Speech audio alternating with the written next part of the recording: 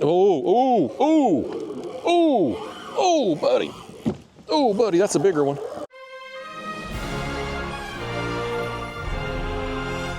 Hi, y'all. Good morning. It is sunrise, and we're going after some catfish today if we can get us some bait, because I come out here with absolutely nothing. So I've got the cast net here, and we're going to throw in this creek I just launched here behind me.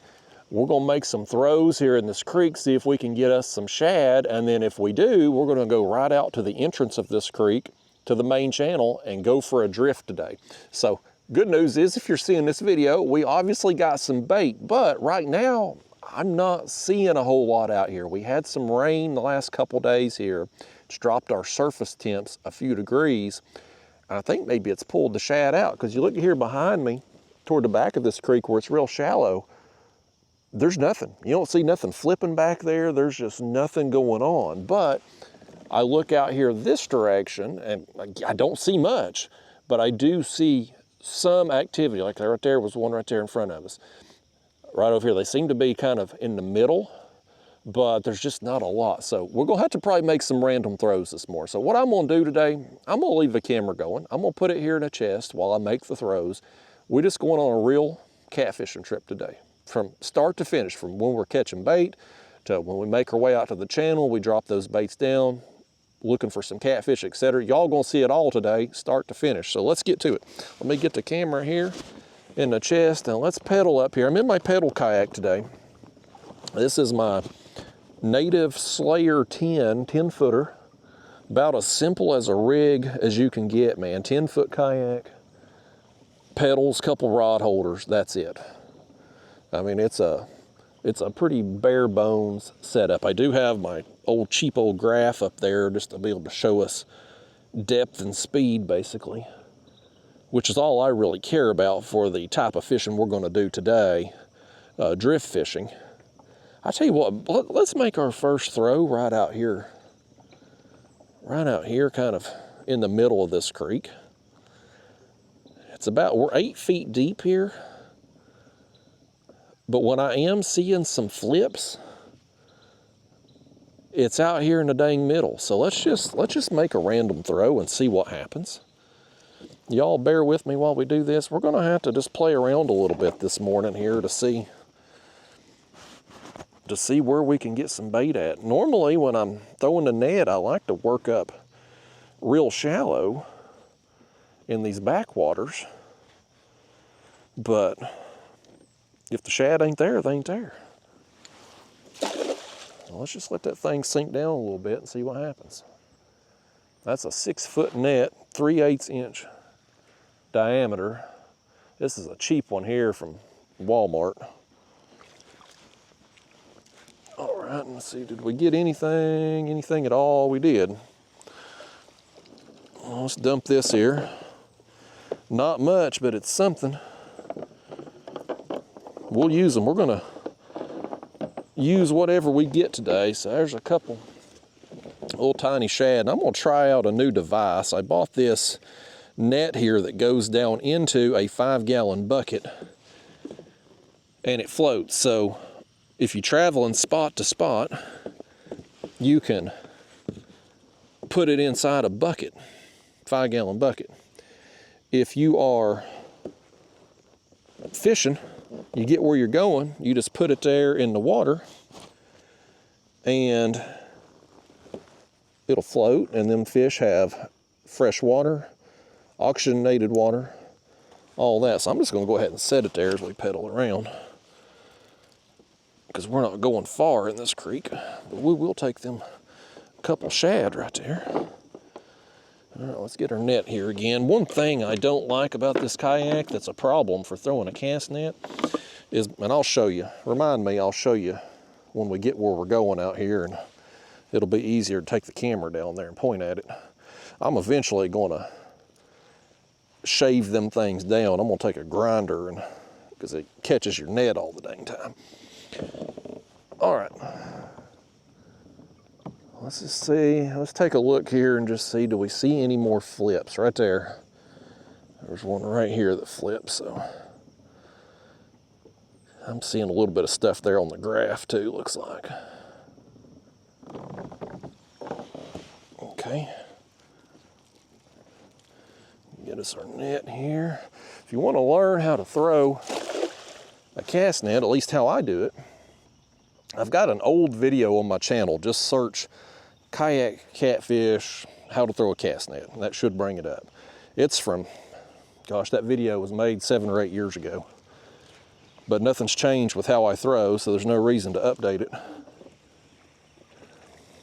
There's a, looks like 1 or 2 more. Boy, if we're getting 1 shad at a time today, we're gonna be in trouble. But there's another one here for the calls. I got a feeling today, if we can get some bait, I think we're gonna be able to feed them to some catfish today, folks.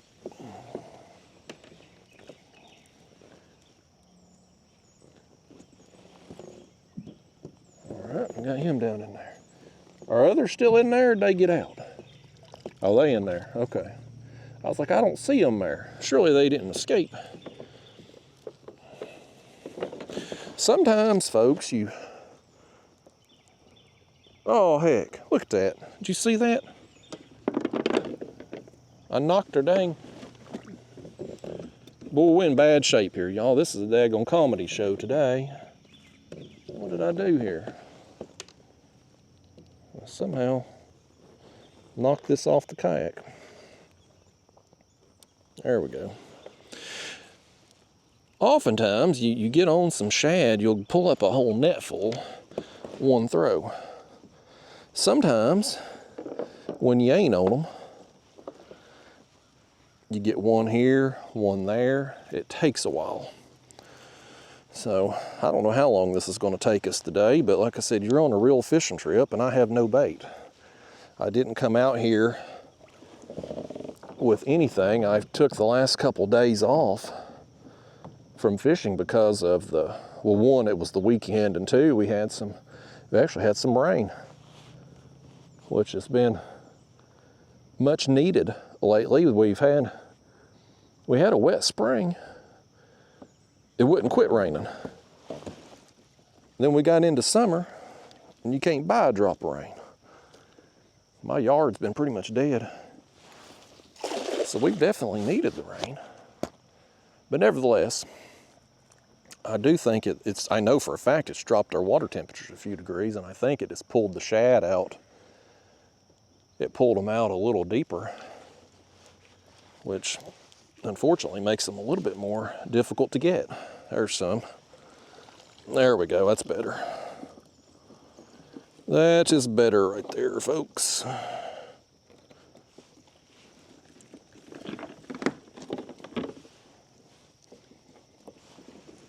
And I don't really care about the size of shad today. I just want to catch them. You know what would probably be easier? Would be if we, again, this is my first day using this fancy net here, but it would probably be easier if we put it on the other side over here, wouldn't it?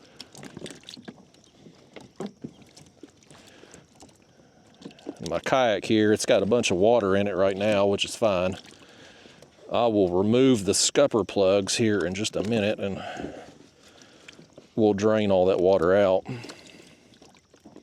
I don't want to take the scuppers out right now, because any shad that we bring in would then just go right out the scupper holes in the kayak.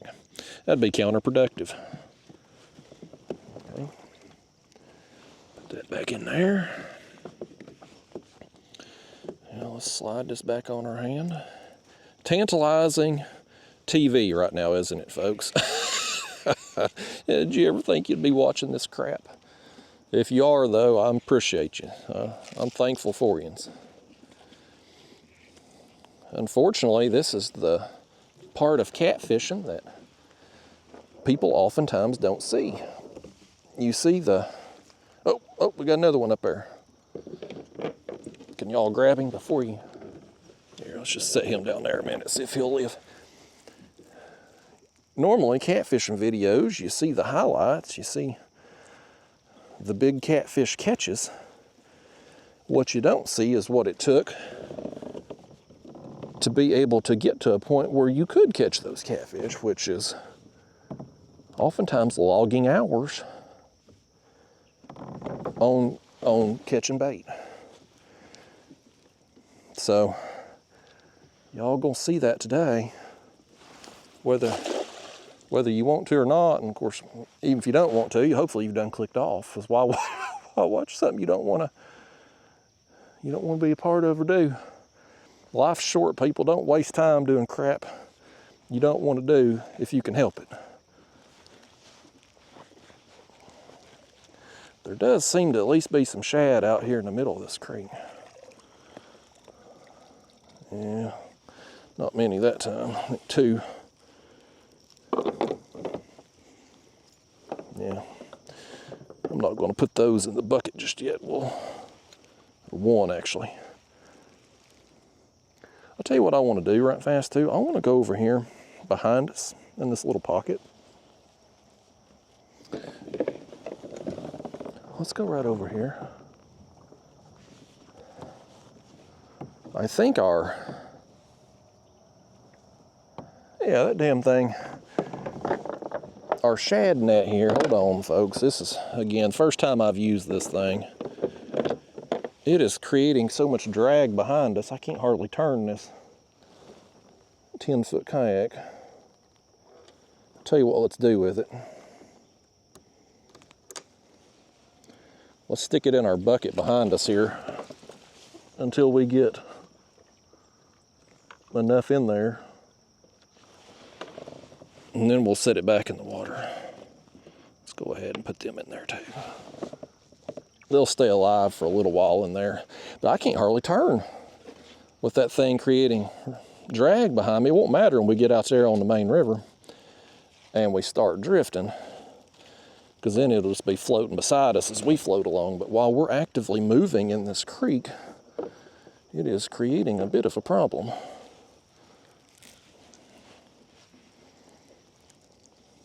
I do think it'll help us keep shad alive longer than what they would in that bucket on their own. But I want to run back here in this little pocket, folks.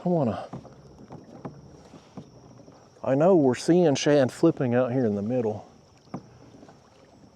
But this creek, you can see it's real narrow back there, then it opens up right here. But there's a little pocket over here between these docks. And I just want to make a throw over there. I saw something flipping. And that way that'll allow us to throw up a little bit shallower. I'd like to, if we could find some gizzard shad, that'd be great. I'll use thread fins, but if I had my druthers, we'd have some bigger gizzards. Yeah, let's just make a throw back up in here and just see what happens. I don't see anything flipping, but a random throw won't hurt.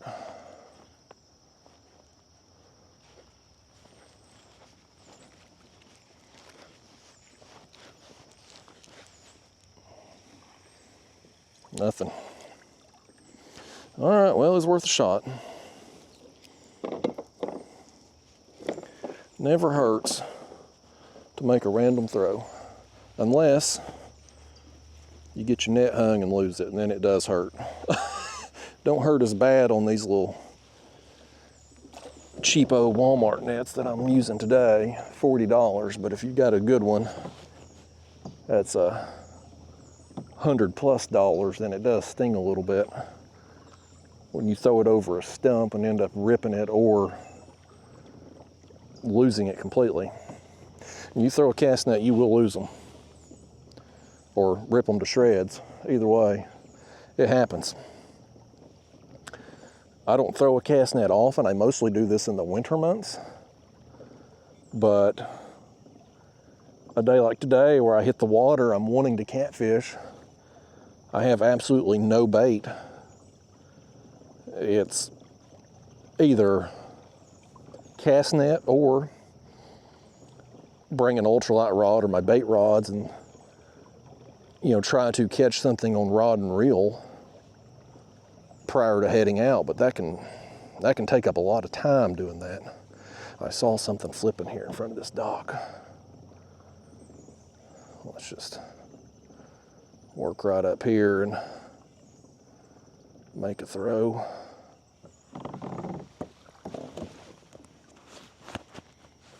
Get the camera situated there. I'm still paranoid about throwing this camera out the chest while I do this.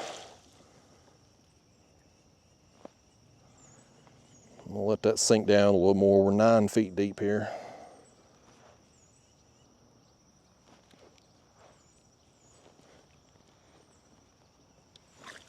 Okay, let's see if we got anything. Nothing.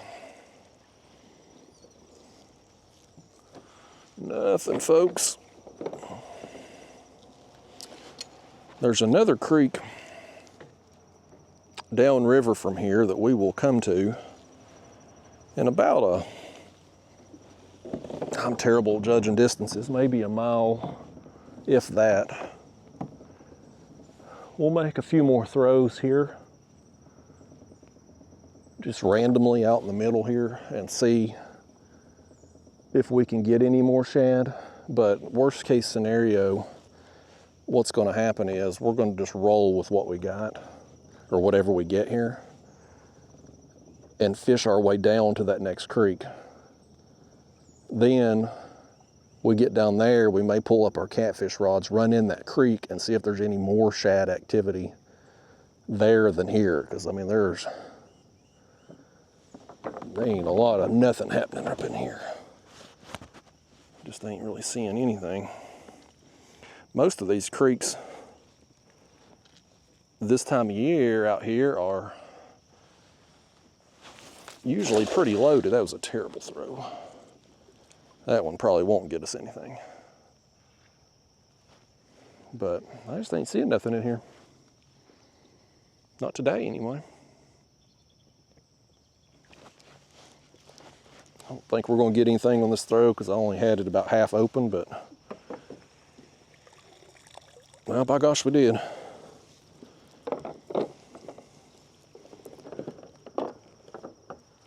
Got about 3, looks like. At least they're, oh no, I just dropped, we had 2, I dropped one overboard. Can't believe y'all done that.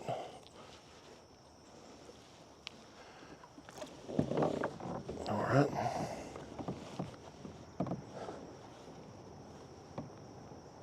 Let's just spin around here.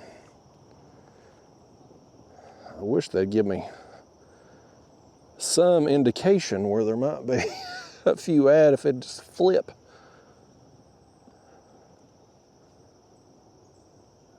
I ain't seeing no flips.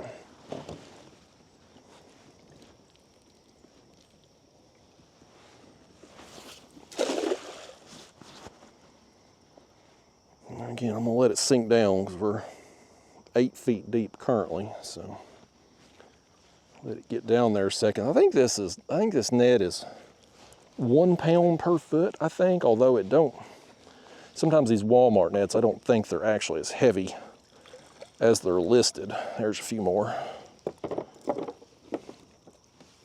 Yeah, there's 3 more.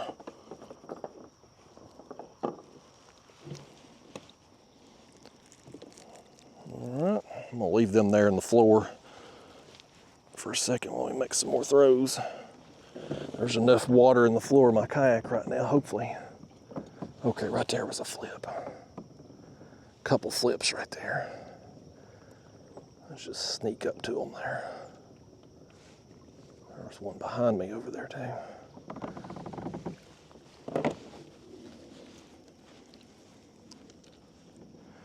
Now when them shad flip like that, they're obviously on the move, they're swimming, so they're not going to necessarily be in that exact spot when you make your throw, but you at least know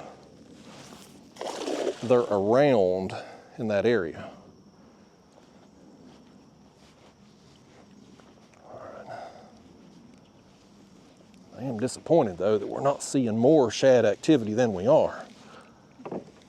There's some.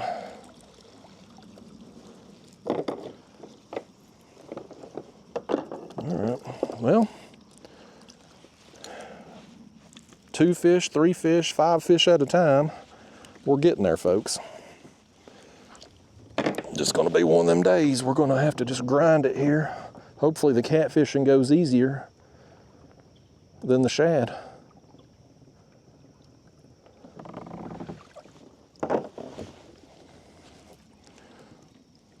Let's glide up here and make another throw. Whenever we get this next net pulled in here, I'm gonna go ahead and take these shad that we've got here in the floor and stick them back there in the bucket. And we'll kind of evaluate, see how many we have at that point, and see if we want to take off or if we want to make another throw or two. Okay.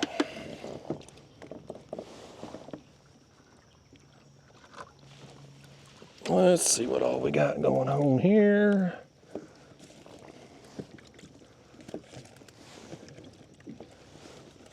Want these things in our net.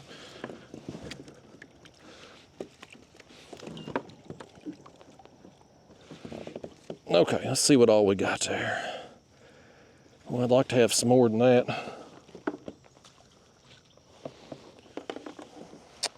All right. Let's make like 3 more throws here. And that'll hopefully at least get us down to the next creek, and we'll take our chances down there.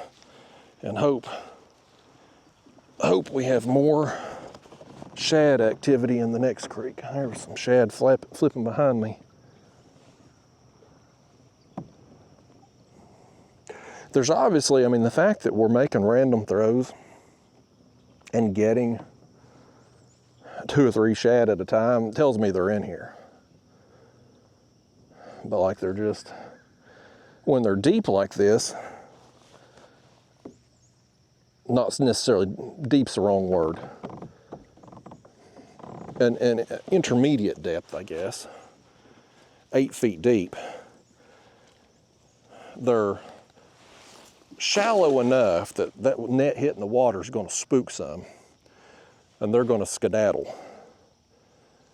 So I like them to either be real shallow or, you know, if you see them, schools of them down real deep, then you can have your net hit the water and not spook them before it gets to them.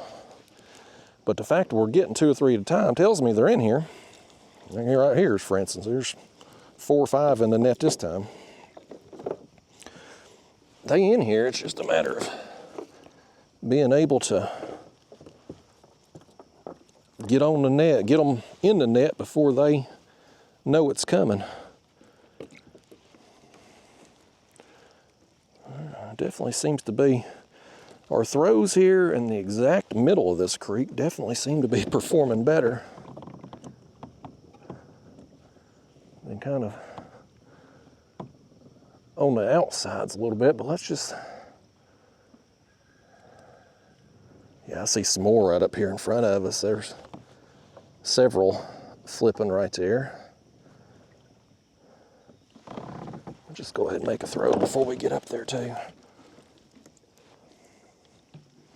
Welcome to catfishing, y'all. Half your daggone day getting bait. We're gonna have some fun though when we get enough bait here. We're gonna do something a little different catfishing today, at least with the tackle anyway. The technique will be the same. The tackle gonna be a little bit different.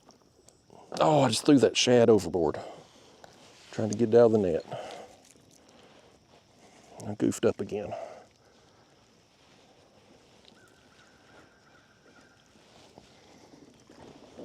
Okay.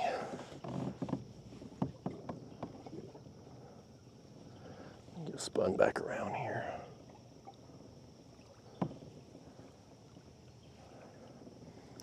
don't see any now. I don't see anything flipping now. We may have made that throw. We may have spooked them off again. All right, let's turn, head back out here a little deeper. Let's make like one more throw, and then we're gonna roll with it, folks, because I'm ready to catch some catfish. We'll take our chances in the next creek. We're gonna just start fishing right out here at the entrance of this one. Drift down the main channel, and you know, like I said, we'll work our way down to the next creek, take a look in it, see if we see some shad, and then if we need to reload on them, we'll do it, and then just continue our drift on down river today and cover some water. And this time of year, summertime, post spawn, I find a lot of fish out on the main channel. They're out there, they're hungry, they're trying to get their weight back on after spawning. Like, it's oftentimes a productive time to catch fish. Let's make another throw here. And I may make one more throw on out over significantly deeper. There's a deer up there in that yard.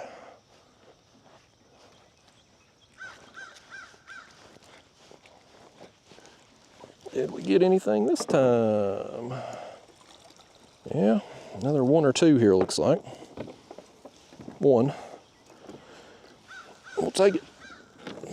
Adds up. All right. One more throw for real this time, but I want to make it out here toward more toward the mouth of this creek and see if there's anything going on out here. A little bit deeper water. Well, actually, that one right there looks like some, don't it? Right there under us.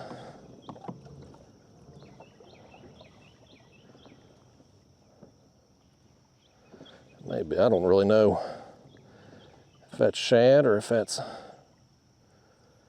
either way, we're off of it now. Let's just run out here. If we see another big thing like that, we'll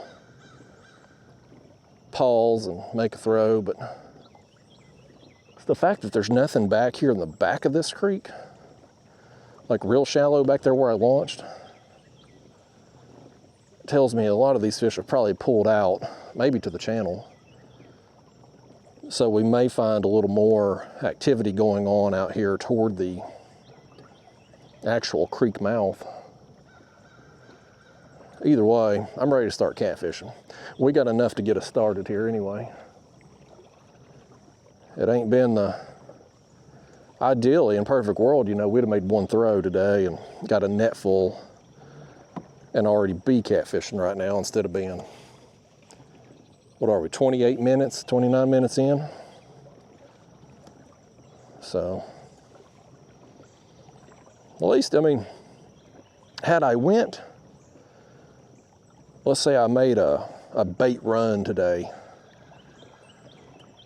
we would have been way further behind catfishing, if I even went catfishing at all. Some days I just go make a bait run, take it home with me, then catfish the next day. I'm seeing some stuff here on the bottom. And there was something flipping right over there. I don't know what those are. Could be bait fish, could be something else down there. Could just be, I ain't no expert on reading the bottom on these things, so don't ask me what you're seeing there. Let's just make a throw right here, and then we're gonna get after it.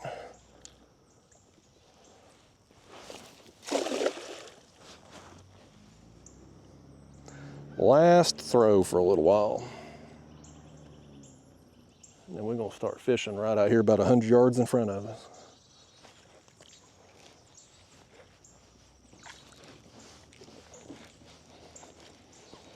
Oh, big money, big money, big money. Nothing. Okay. All right, well, let's get rid of our net here. Let's get rid of this. Set that up there.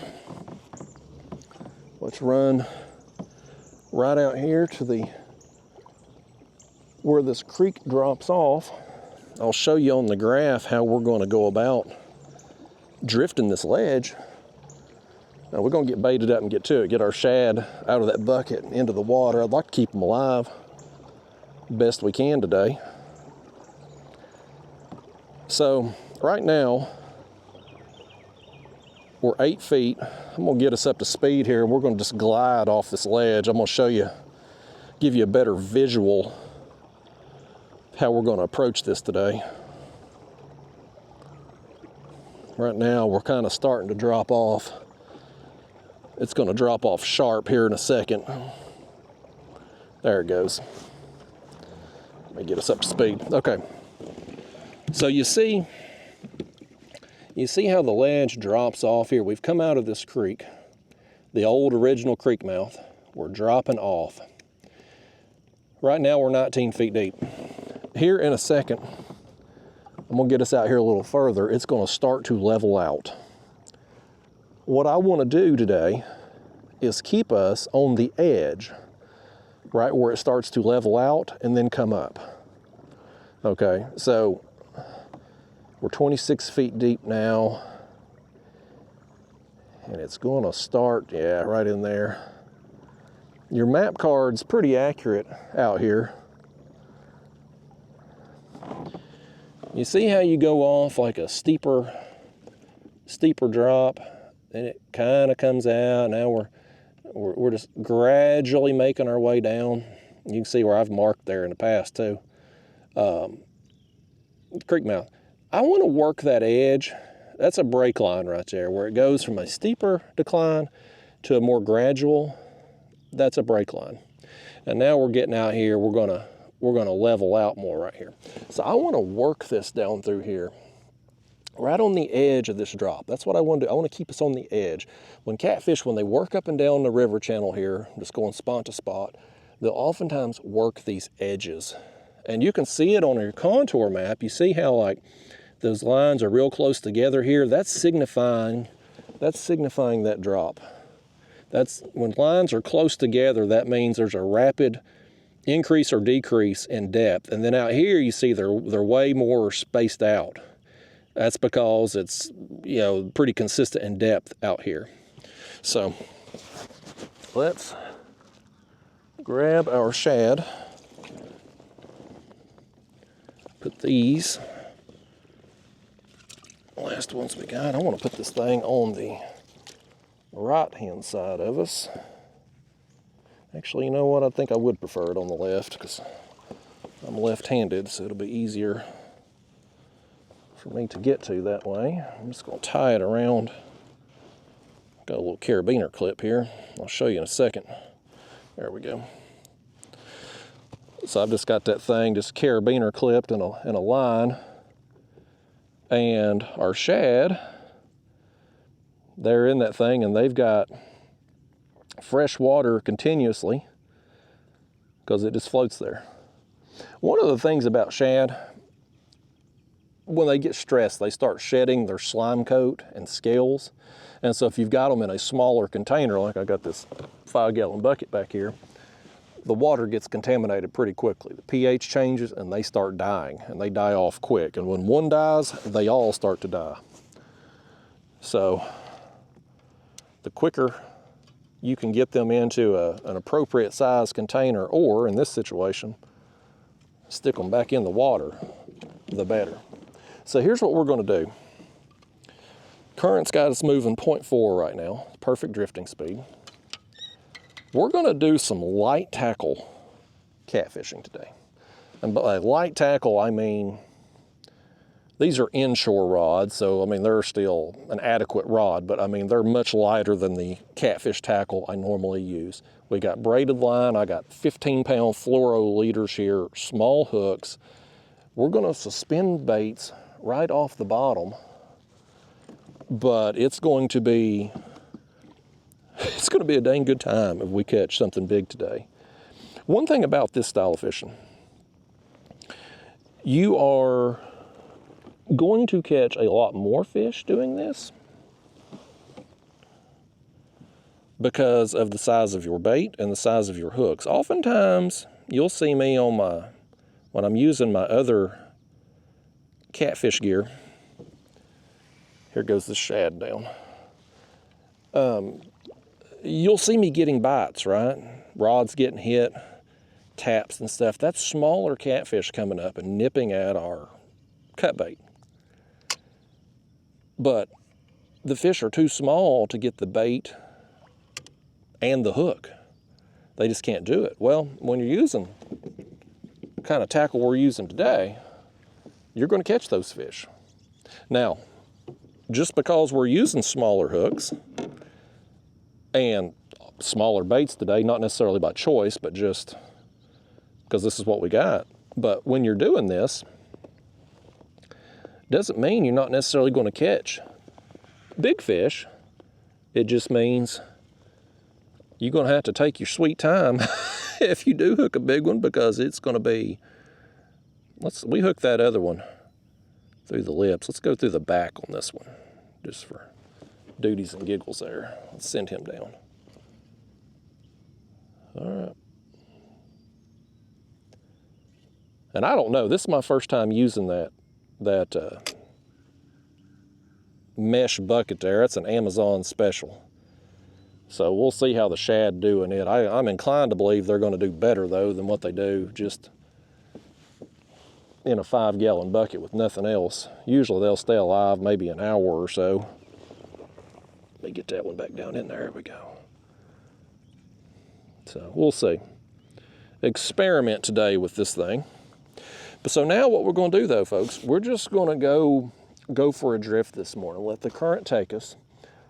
We're going to stay on this ledge, though. I'm going to keep us butted up here, right on the edge where them contours start to come up, and we're going to follow that path all the way down through here. And as we come across fish, easy meal.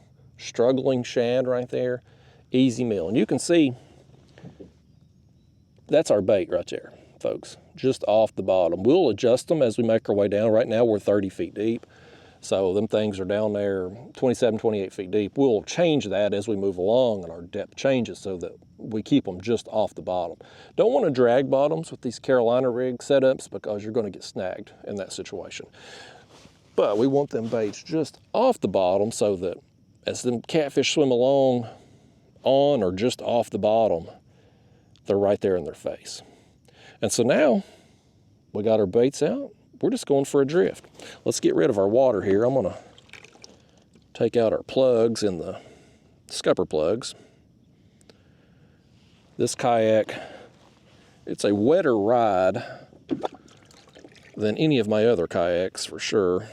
The floor's shallower, the weight capacity's less just because of the size of the kayak, so tend to, in the situation where we're like throwing the cast net and bringing it over into the floor, we take on a little water. We bring a big fish in, we're going to take on a little water. So we could leave the scupper plugs out, but then water's going to be splashing up all day. So I kind of think the play is to leave them in and then just periodically dump it as needed. And water on that too. Let me show you this right fast though. This is what I was talking about. So in this particular kayak, you've got the bicycle style pedal drive, right? And it drops into this cavity here, and this plate covers the prop area, right? And it just keeps water from splashing up in here while you pedal along. But this plate attaches to the kayak with these bungees and these clips. And there's 4 clips, 2 on each side. If you are throwing a cast net, those are a pain in the ass. Because it happened to me there when we were throwing net. That net gets hung on these clips. And you got to reach down there and undo it. So, you know, throwing a cast net in a pedal kayak's a little bit of a challenge anyway, because you have your pedals to deal with right in front of you, which your net can, whatever you have laying out, your net's going to get hung on. And the bigger the net, the more snags you're going to get usually. But these clips right here, so what I'm probably going to end up doing, probably to start, I'll put tape over them, and that'll prevent the net from getting in them hooks.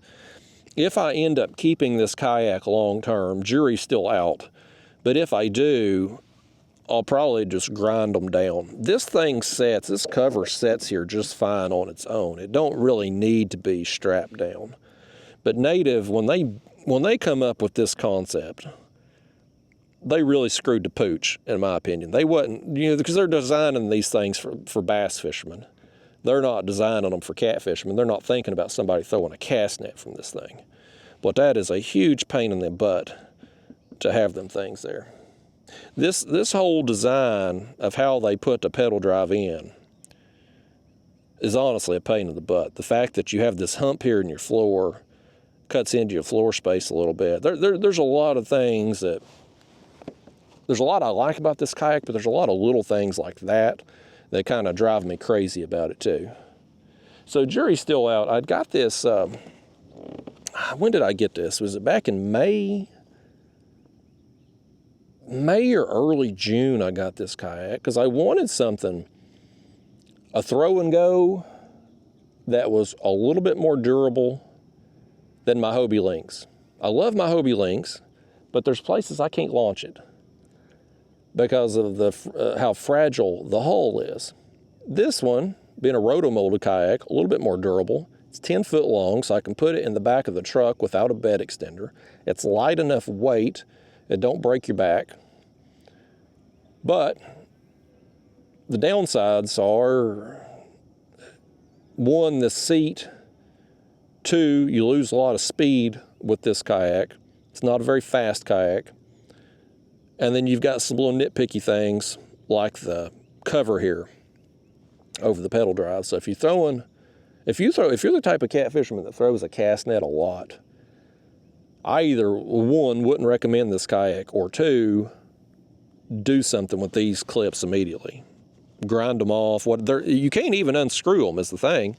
Like I thought, I'll unscrew them things and just put them back on if I go to sell it. Well, you can't, because they're riveted in. So you got to break that rivet in order to be able to just remove them. You can't just take them on and off. So, there's some things I like about this kayak. It's the things I mentioned as far as the size, the weight, all of that. It's a great platform to actually catch fish in. It's a lot of fun being a 10-foot kayak. You get spun around, man. If we hook into a big fish today, especially on this lighter tackle, we're going to go for a ride, man. We're going to go on a sleigh ride today. But with that comes some limitations. There's no such thing as a perfect kayak. It's a series of compromises, no matter what kayak you have. So these are the compromises with this thing. But we're out here in it today. We're going for a drift. And at some point down through here, the fact you're seeing this video means we got on some fish. I know we're 40 minutes in here. All we've got is bait to this point, but you know what? I'm looking at them down there. They're still swimming around. They're still alive. So we're just going to take what we got, drift down through here, and like I said, that next creek, you can't see the entrance of it from here. But there's a creek here, and then about half a mile to a mile beyond that, there's another one. So as we drift by, we'll just take a peek in there, see if we see shad flipping, see if we see more activity than what we saw on this one. Prior to, I'd fished out here last week, and prior to the water temperature drop, that creek was loaded with shad. I mean, I'd see them busting everywhere. But come out today and water temp 78 degrees. And it was mid 80s last week. So I mean, pretty significant surface temperature drop. And fish, they can handle a wide range of temperatures, but they don't like the drastic swings in temperature. That's what they don't like. So if you get a big swing in temperature, oh, right here, right here. Oh, did he just steal our bait? He stole our bait, I bet you. No, he didn't either. He's still on there and he's still kicking. Let's send him back down. I got excited there a second, folks. We had a hit. Somehow didn't get the bait or the hook. So there's my sinker on bottom. So I'm gonna just reel down, put my rod tip slightly under the surface. There goes that one. Let's pick up on this one. That one's hooked up. Here we go. This light tackle, man, or lighter tackle, I should say. But love seeing them rods go down, man. Oh, we're getting hit over here. That one got bumped again. We're going through some. This is a tiny, tiny dink blue. But again, with the lighter tackle and the fact we got about 27, 28 feet of line out, it don't take a big fish to get some excitement. And boy, we do hook into a monster today. I don't know if we will or not, but if we do, on this tackle, y'all better pack a lunch because it's gonna take a minute. That rod got bumped, but he didn't. Unless he got our bait, he didn't hook up. Let's grab us another shad. We'll lower this one down. Oh, he was back on it again. Here, let's grab a shad real quick. I will say, getting shad out of this thing, the fact we can just pull it up right out to water makes it a lot easier to get hold of them. Put that one, hook that one through the mouth. I'm on, oh, there he goes, there he goes. Here, let's lower this one down before we grab it. Or y'all grab that thing for me. Y'all be a team player. Y'all my fishing partners, grab that thing. Okay, let me just get it set here, get that thing about 2-3 feet off the bottom. Set it back in the rod holder. Now let's reel this one in. If y'all's a fishing partner worth a damn, you'd be done reeling this thing in. And these rods here, these are ugly sticks, folks. These are inshore rods, which I mainly got for going to the ocean, but we're using them for this today. This is Daiwa BG 4000 reels. Oh. Another blue kitty here.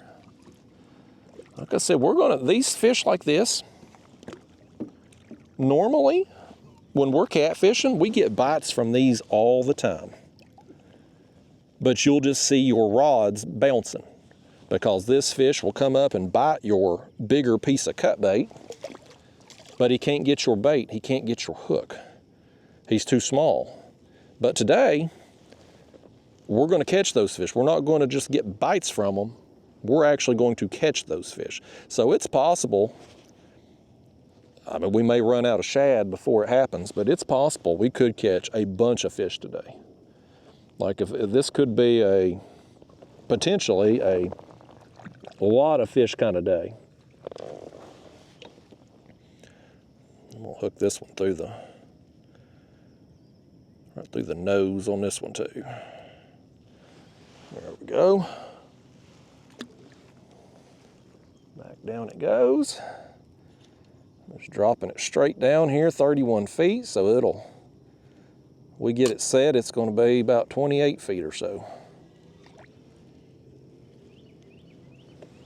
Put it back in the rod holder. All right, man. Y'all. Oh, crap. My towel was under me. I guess I won't be drying my hands off today. We got all that water in there while we were throwing the net.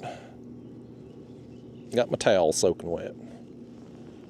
Well, so much for drying our hands off today, folks. We're just gonna be out here wet-handed. That's fun though. I've said it before. I got this quote from my friend Randy Go, the Trout Magnet Man YouTube channel. Look right here. That right rod, something's tugging on it there. He's got it. He's got it. Let's get him.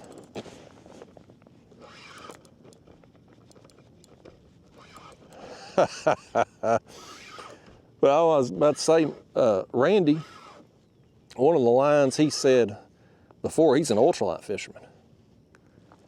And one of the things he has oftentimes said, boy, he's all wrapped up in this line. Oh, goodness, don't splash this fish. Oh, quick release, perfect.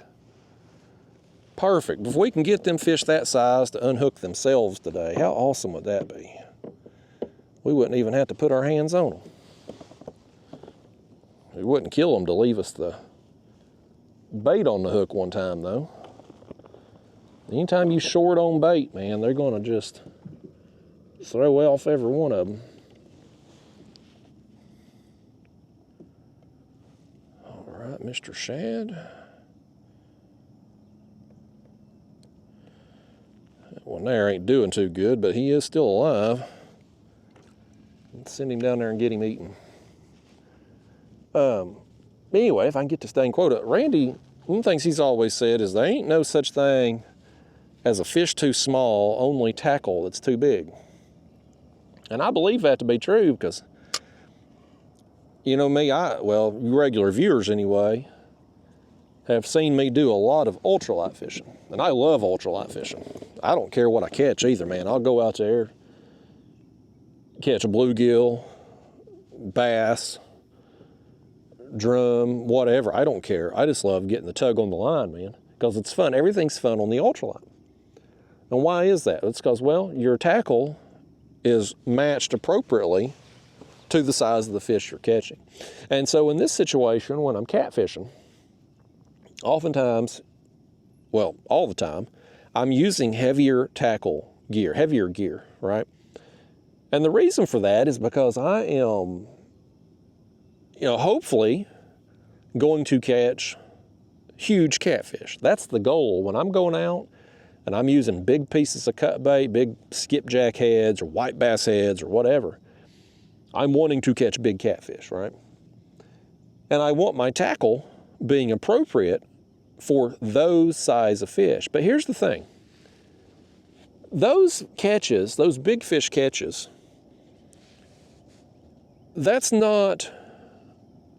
don't make up the bulk of the fish you catch over the course of the year, right? Like those are they're called trophy fish for a reason because modern day society, these kids now get trophies for every damn thing they do.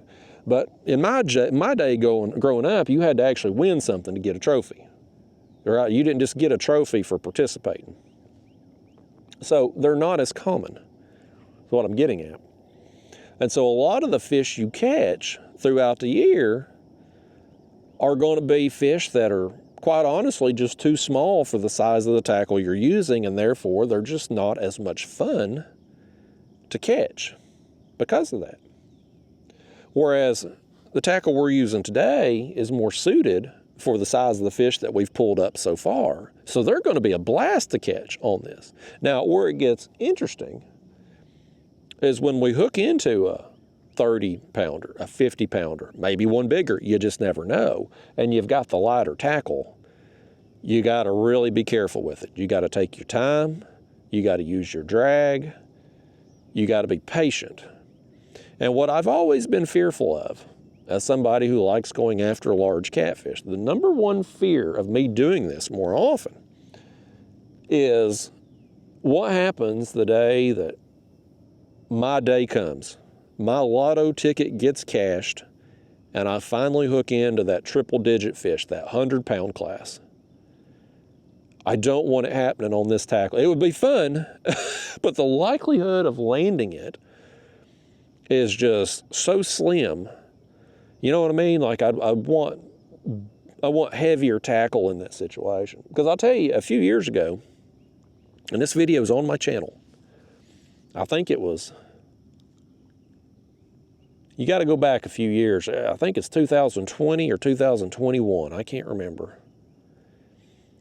But what happened that day was I had caught a fish. And it was a pretty memorable video and fish because I'd caught it previously. I went back and found the fish. I got bumped on one of these rods. It's that one. It's that one. Oh, that rod tip's in the water.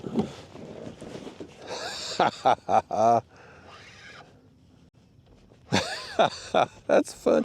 Man, when you get to the takedowns are a blast. And this fish ain't gonna be big.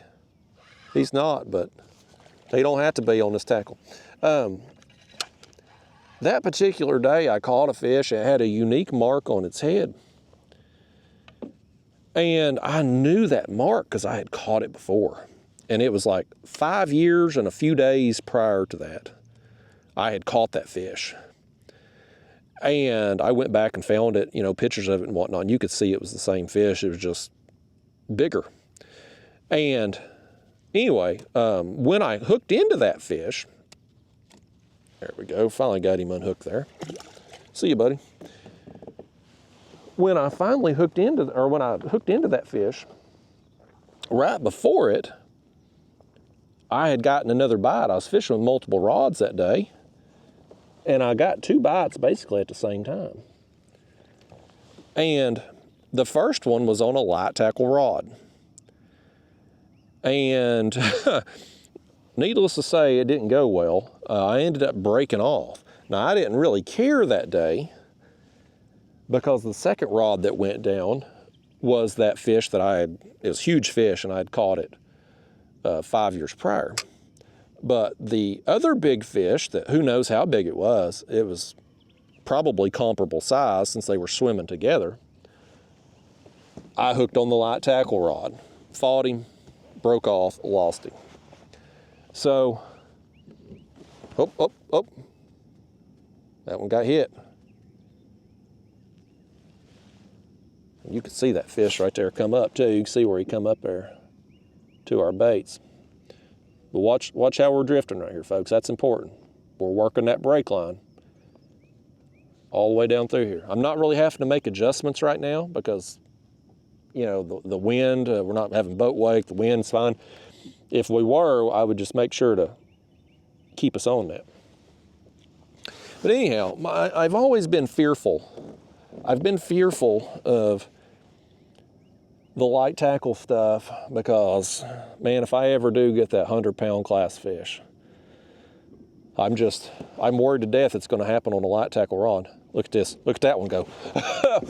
Let's get him. I mean, but look how many fish you catch doing this, though. I mean, we've barely covered any water. And these are fish that we wouldn't be catching otherwise. This fish right here would not be able to get our big piece of cut bait and a 10-aught size hook. But he can get a smaller shad. He can get this smaller hook. And we get the excitement of the takedown and have us some fun with it, man. I'll tell you another story too about having lighter tackle and catching big catfish. And that story, unfortunately, it ain't going to end well either. It ain't going to have a happy ending either. This hook here, I don't know if I mentioned the hook when I started. I'll show it to you if I ever get it out of his mouth. Let me get my pliers. I know, fish, you got hooked good with that thing. I can't get it out. There we go. See you, blue kitty. This is a shiner hook, a Gamakatsu shiner hook. One of these hooks is a number 1 and one of them is a 3-aught, and honestly the size difference between them, they ain't much. It's more the diameter of the wire so much as it is the actual size of the hook.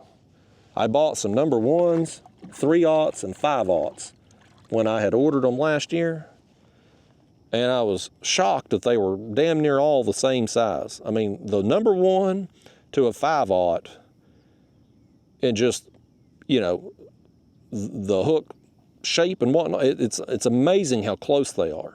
But the wire is different, the wire diameter. Anyway, let me get another one of these on. And then I'm gonna tell you a story about another light tackle catfish experience. There's another shad that's on top right there. It's still wiggling his mouth, but ain't doing too good. We'll use these ones first before we get down there to the other ones that are a little healthier, since these are easily getting eat as we drift along. But we ain't covered much water, man. We've already gotten several fish, and we ain't even covered what? I mean, we come out of this creek. You see that dock up there? The creek is right there on that kind of mud bank. You see the break in the trees? That's the creek we came out of. So we've drifted 200 or 300 yards down through here. I don't know, not very far. Already got this many fish. But here's another story of what happened to me when I was using tackle that was real light. And actually this was an accidental catch. But here's what happened. And I got to video this on my channel too. Some of you regular viewers will remember it. So I just got live scope, which I don't even hardly use anymore, ever. But it was new, it was a novelty thing. I just got it, stuck it on the kayak. Well, I went out and I was trying to catch some crappie. I was making my way through this creek and I saw on the screen what I thought was a crappie. I tossed my jig out there to it, ultralight rod, 2-pound test. I drop it out there. Fish hits it, takes off. I immediately know I'm not dealing with a crappie. Like, it is pull and drag, gone, man. So I fight this fish, and I don't know how the hell long it was. It seemed like forever. Probably was. I finally get it up to the surface. And how I done it with 2-pound line, I'll never know. Because catfish's mouths are pretty abrasive. Like they got a real rough texture. That's why you see me wearing a glove when I handle the big ones. Because when they clamp down with that sandpaper-like mouth and thrash, it really tears you up. We had this rod get bumped.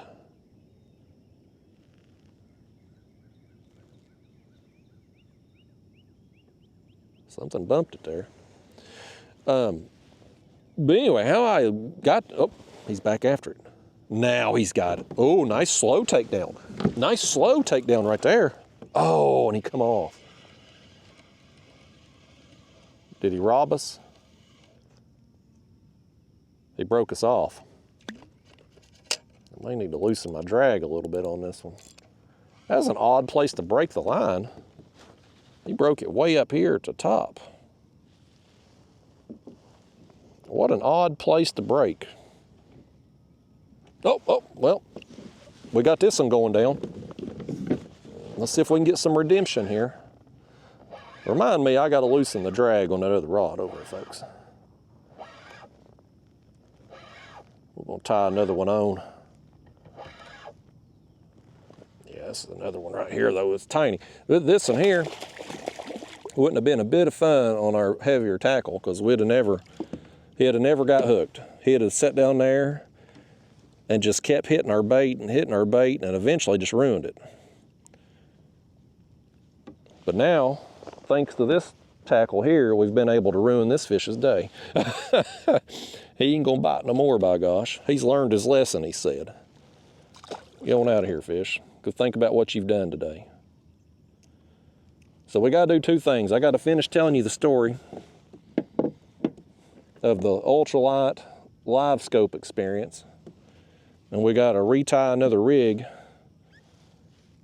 on that other rod over there. If I was more prepared for this, I'd have had some rigs pre-tied. Instead, I've just got the components with me. So we're gonna have to tie up the whole shebang here. It won't take but a minute though. Open up, shad. Okay. There he is. That one's a little bit more lively at least. He's going to get some attention down there. This is pretty fun though. I'll admit it's fun. It's going to be fun till we hook that 100-pounder and I'll lose him because we break off or straighten the hook. Okay, let me get in my pocket here. I have us some 15-pound fluoro. Here's these hooks. Gamakatsu. This is the 3/0 size. That's 3/0.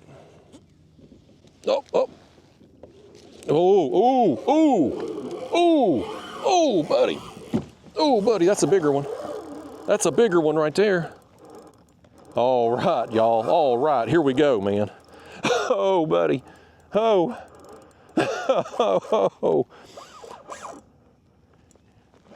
things just got exciting right here. If you stuck with me for the hour, buddy, we're about to get paid off.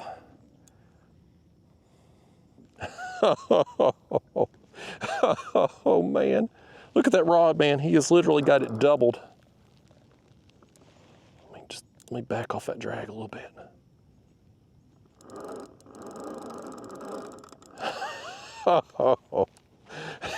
Oh, y'all, that's fun, man. Oh man, look at him. He's doing a 360 here on the kayak, man. He's spinning us completely in circles.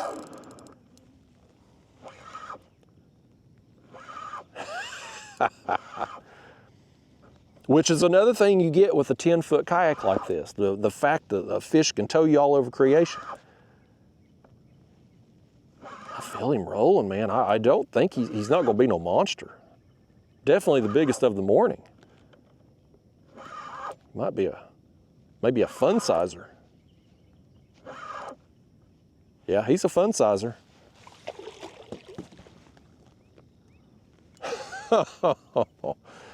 You know what we got to do? I ain't got my front camera mount up. I didn't put it up first thing because we were throwing a net. It had been in the way. I definitely want to get a picture with this one if y'all will allow it, if y'all take a picture of it with me. Here's what let's do. Can I put him back in the rod holder a minute? Well, we got stuff to do, man. We got to get our camera mount up. We've got to get that other rig tied on. We'd have probably done had another one hooked up. Let's get that behind us. Let's grab our camera mount here, our DIY camera mount there. If I can get that thing in. Bear with me a second here, folks. There we go. Now we're cooking with Crisco. Okay, let me get my pliers and my tackle out of the way here. Put that back in the life jacket a second. Oh, buddy, that was fun, man. Golly, bum. This one here, we're gonna have to be careful with when we land him too, because that lighter leader. I should probably bring a net. I hate having a net in a kayak, but for this style of fishing, it would increase our chances of actually landing fish, for sure. Let me let out a little more line.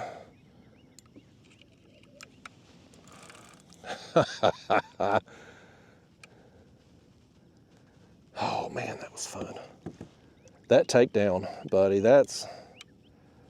I love those takedowns. That's my favorite. That's always been my favorite thing about catfishing is the takedowns. Okay, that's a good fish, man. No, easy peasy. This is when you're using lighter tackle and you go to grab your line to grab the fish, that's when you're at greatest risk of him breaking you off. Because they surge and your line don't have any give. Unlike when they first hit and they start pulling drag and stuff, your drag saves you. And this one here, you ate that thing kind of deep there, buddy. We can get it, thankfully. He didn't get it that deep, just deep enough that it's harder to get to. All right, y'all. Got us a fun sizer, man. Let me set y'all up here in the front seat, would you? One of you take a picture of me and that fish. Hang on to that camera mount while you take it too, because that thing's, that thing right there, buddy, it's as DIY redneck as it gets. Don't be looking up my shorts either there now, perverts. There he is. Is that awesome or what? All right, we'll see you, buddy. I gotta let you go. I got stuff to do.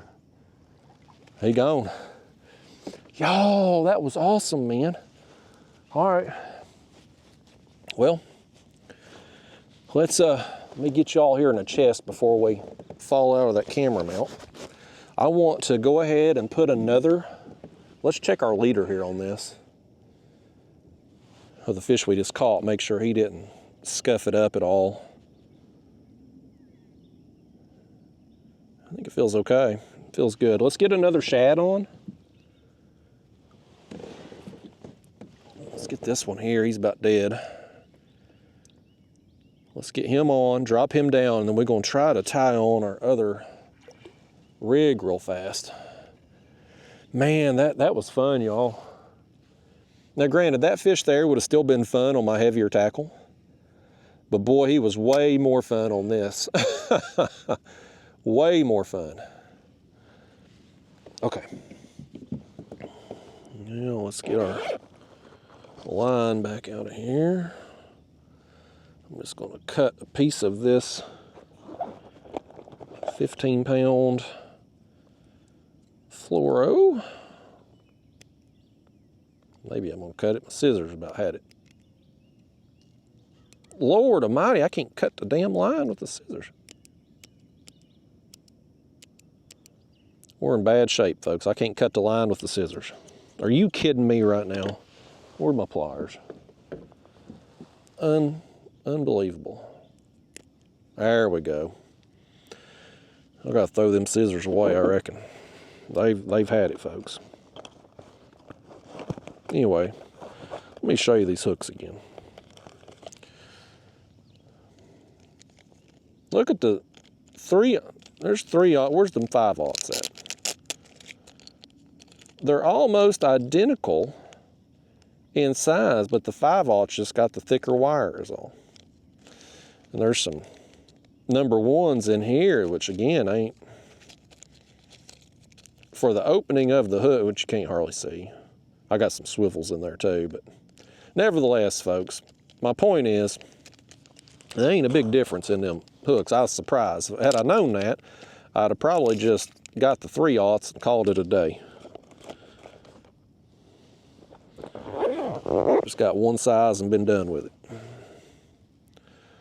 All right, let's get us another. Oh, I got to get us off this ledge too, here, folks. Yeah, let's back it up.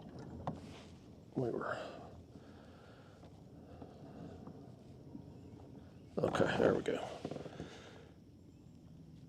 All right, let's tie this thing on real quick. I'm just doing a basic clinch knot here on this. When I'm using the circle hooks on my bigger rigs, I snell them. But these rigs here, I'm just doing a clinch.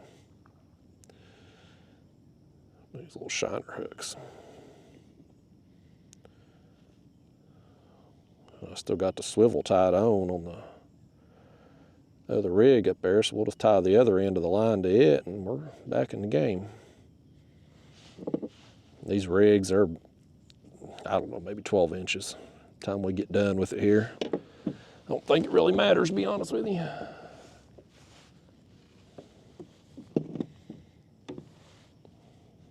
Boy, that was fun. I'm telling you, man, we hook into a monster on this tackle. It's gonna, you better clear your schedule. It's gonna take a minute.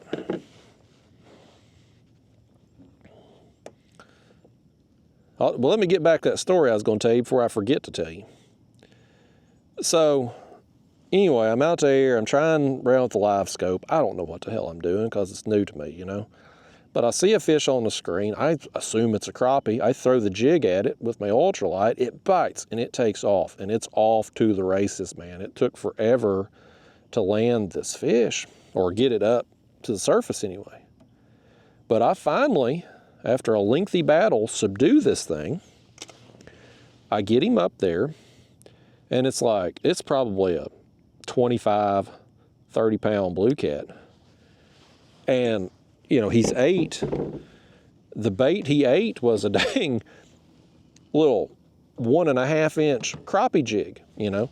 It's a small bait, but I put it right on his nose and he gobbled it up.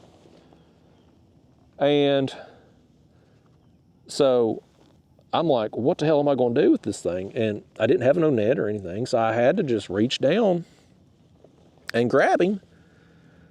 And of course, when I had hold of that line, man, that was it. That was game over, and I broke the line and off he went. But what a battle it was. And, you know, it goes to show you, there's that old saying, I've heard it, y'all have heard it a million times, elephants eat peanuts. And I don't know if that's actually true or not, because I've never actually seen an elephant eat a peanut. I don't know if anybody ever has. Is there any documented footage ever of an elephant eating a peanut? I don't know. But that's how the saying goes. And it's basically that a large animal will eat a very small thing. I mean, even us humans, right? I mean, hell, what's an average human? 180, 200 pounds? Well, these days, probably heavier than that. But when you look at what we're eating usually, at least, you know, the size of the individual items that we're eating is smaller compared to our size. So anyway, I think it's more about oftentimes placement of your bait. Like with, you know, with that day with the live scope, I put that jig right on that fish's face, and he was able to have to make a decision, eat or don't eat, and, you know, triggered a strike. So I don't necessarily think it's so much the size of the bait oftentimes, but typically I do use bigger baits when I'm going after trophy cats, because one thing it does is it eliminates these smaller fish. You know, today we're going to catch them, and we're going to catch a bunch of them, obviously. But if we were just going after trophy class fish today, I mean, I hope we get some too. I definitely want to, but let's say we were just exclusively going after them. Well, we wouldn't want to have our baits out of the water while we're reeling in smaller fish, right? So you use the bigger baits.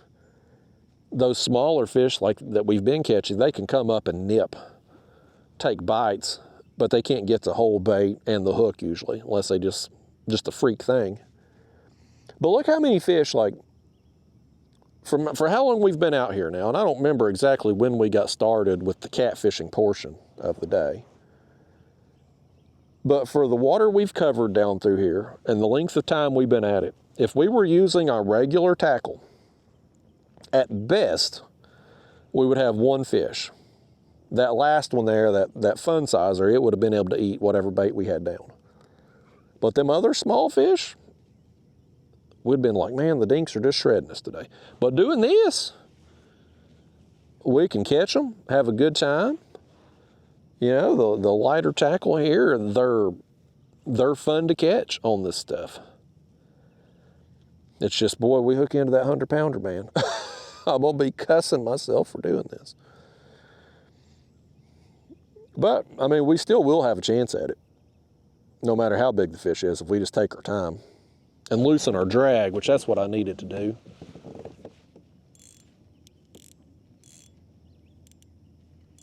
Okay, that's better. I'm glad y'all reminded me to do that, so we don't have another break off immediately. And what we've been drifting by out here, and this is a good learning opportunity for what you're seeing on a map. So this is the ledge, obviously. We're on the main channel here. Got the ledge that comes up. You see how up here the lines widen out again before it goes to the bank, which is the yellow part? That's a flat up there, folks. That's a shallow flat. It's a few feet deep. Drops off here and then levels out again. Oftentimes, you'll have fish getting up on them flats and chasing bait and shad and stuff. And so if you work the edges, either the top or the bottom, you'll catch a bunch of fish off them flats. So keep that in mind when you're looking at doing map study for your body of water. Keep an eye out on them type of places. You'll oftentimes do pretty well. But yeah, like old Randy says, man, it ain't the size of the fish, it's the size of the tackle. And if you match your tackle for the fish, you can have a blast on any size. It's hard to do You know, like when I go ultralight fishing and I'm throwing the gulp minnows or I'm throwing worms, like, yeah, I could possibly hook into a big catfish, or on a recent ultralight trip, I hooked into a huge carp.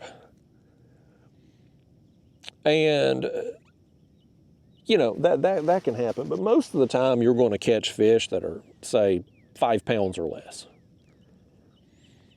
And so, 95% of your fish are going to be, well, probably closer to 98, 99% of the fish you catch are going to be 5 pounds or less when you're throwing the ultralight and stuff. And so you're going to land most of the fish. But catfish, at least, where I'm at out here, Tennessee River, there's a wide range of sizes. I mean, your dinks are going to be under a pound, up to 70, 80 pounds out here. And there's probably a handful of 100-pound fish swimming around too. They don't get caught out here hardly ever. In fact, I don't think in my area, I've heard of a 100-pound catfish being caught in the last few years. Well, anytime one's caught, it makes its rounds on social media, of course. But I ain't heard of one being caught in several years now. But undoubtedly, they're in here. They just don't get caught all the time. They didn't get that big by being stupid. But because there's such a wide range of sizes, it's hard to really set up an appropriate sized catfish rig. Because if you rig for the size of the fish that we've caught so far today, this would be perfect. If you rig for the 80-pound class fish, the fish we've got today aren't going to be any fun at all. So most of the time, like my other catfish setups, I'm kind of in the middle. Like my signature series rods there from Catfish Sumo, like one of the things I told Daniel when we were designing them rods, I'm like, Daniel, I want a rod with enough backbone to land a monster, but I need them 5 to 15-pound fish to still be fun too. And they are with the tackle. But what you lose is the fish that are 5 pounds and under. Those aren't any fun at all on my other tackle. And they do make up a big percentage of your catches throughout the year. I mean, most of the fish I catch are going to be 15 pounds or less throughout the year. I don't know what percentage, but it's a very high percentage. So it's one of them things you have to make a decision. Like, what do you want to do? Are you a trophy hunter, or do you want to set up for the outlier event that's only going to happen sporadically over the course of the year? Or do you want to have the most amount of fun possible with all the fish you catch, but take the gamble that when you do hook into that gollywhopper, that maybe you don't land it. Maybe he breaks you off. Maybe you get it to the side of the kayak and snap your line when you're reaching for it. Like, it's one of those things, like, you have to make that decision. And I can't make that decision for you. That's one of those things, like, that's an individual, personal choice. Like, that's up to you. Whatever floats your boat, as the saying goes. Some people only want trophies. Like, they're trophy hunters. That's all they care about. Me, I want to catch some trophies, but I got to have some action too. Like, I at least need to be able to catch some fish while I'm out there. So that's how I normally rig up. I rig up in such a way that my baits, my tackle, everything can handle the big fish, but I can still at least catch the 10-pound fish too. But out here today, man, this has been quite a bit of fun doing this. And well, I mean, really, that one fun side, I don't know how much he weighed, but I mean, he was a quality fish. But the others have been dinks. I mean, small, the eater size is what you would want if you were going for a fish fry. That's what you get. But they're fun. They're fun on this tackle. And these are these ugly stick rods. They're called Inshore Select.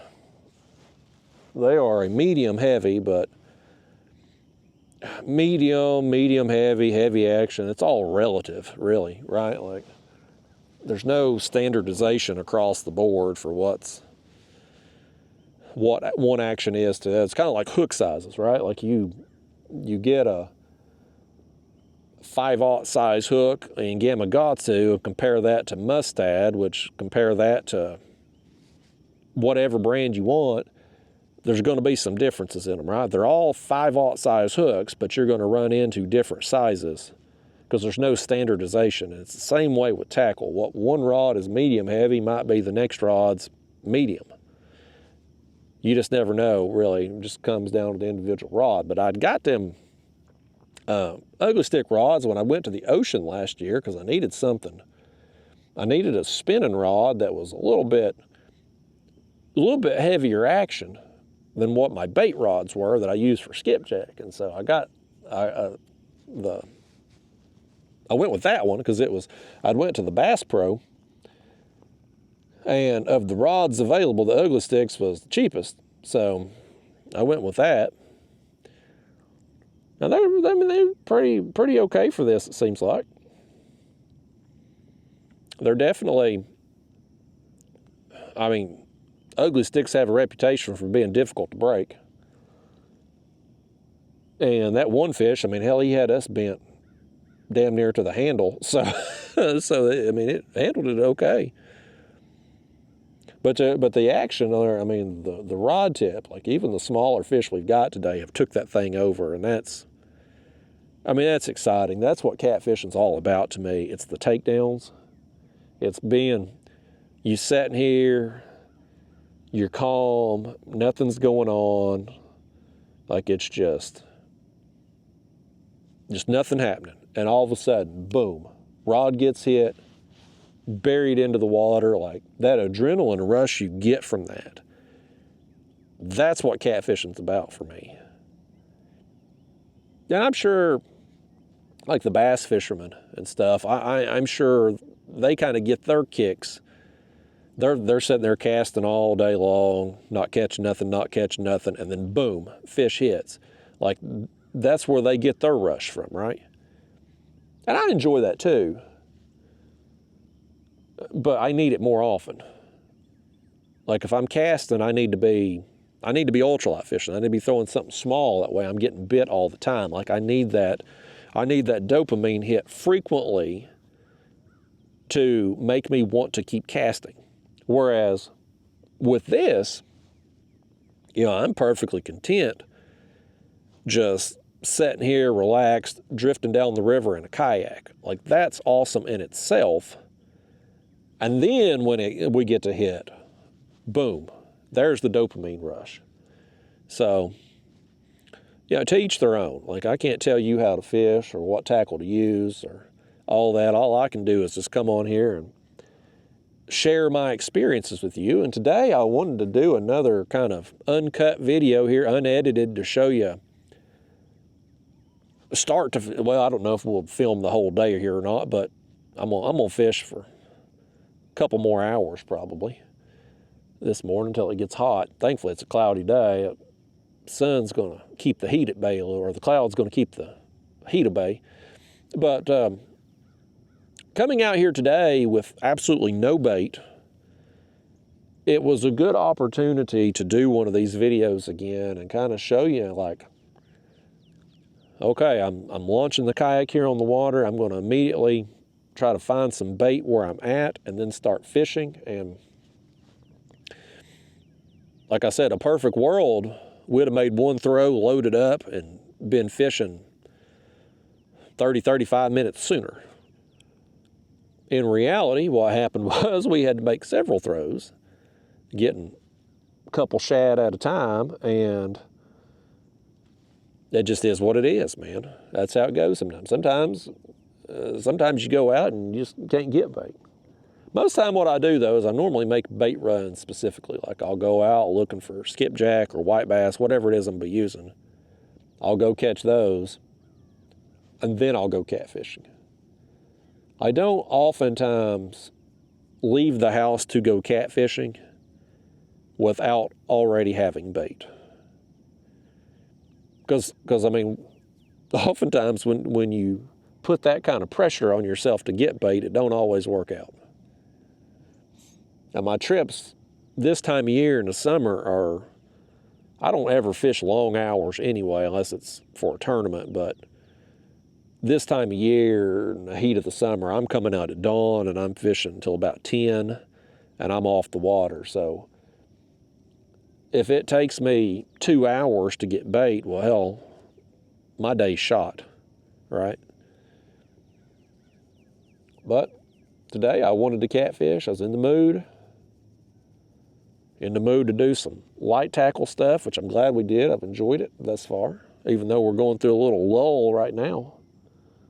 Going through a little break in the fish here. We just had some fish up there hanging off that flat. Now we're getting over here now. We got a, oh, I say that, I may have conjured one up.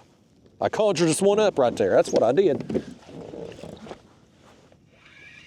Well, he's gone too. He just took our bait. Now, loosen that drag a little more on that. We got robbed. At least we conjured up another bite though. But we're about to get over here on this bluff wall. Depth's gonna start to drop off a little bit here. Our shad ain't doing too good. They're, grab one here. They're not looking too good down there. I'll show you here in a second when we get this one on. This one's still alive, but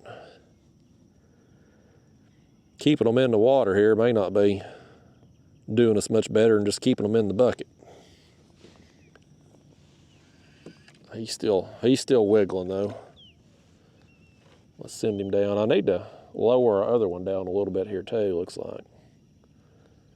I may reel him up, see if he's still kicking. Maybe we'll switch him out if he ain't.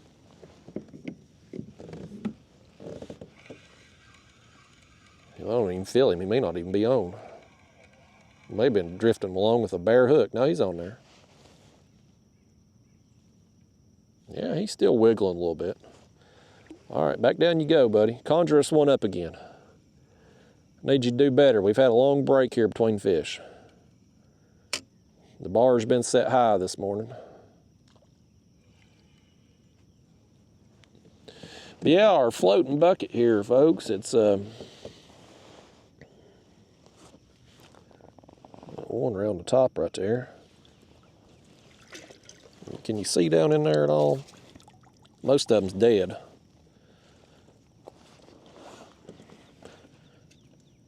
These couple still moving. Most of them ain't doing very good, which we can use them for cut bait. Ain't a big deal, but I'd like to have them as live bait. I thought keeping them in the water there, they'd do a little better.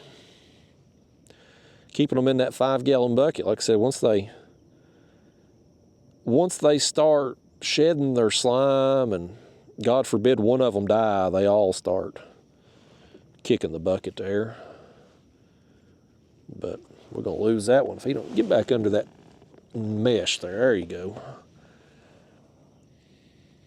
Yeah. Well, we gave it to college try. They probably have made it a little longer than they would have if they just was in the bucket. And some of them still are moving there. They just ain't. They're dying. They're on their last leg. Pulling that thing though.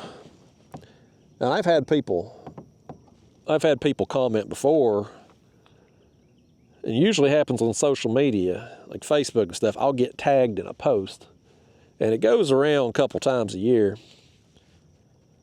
where people have taken like a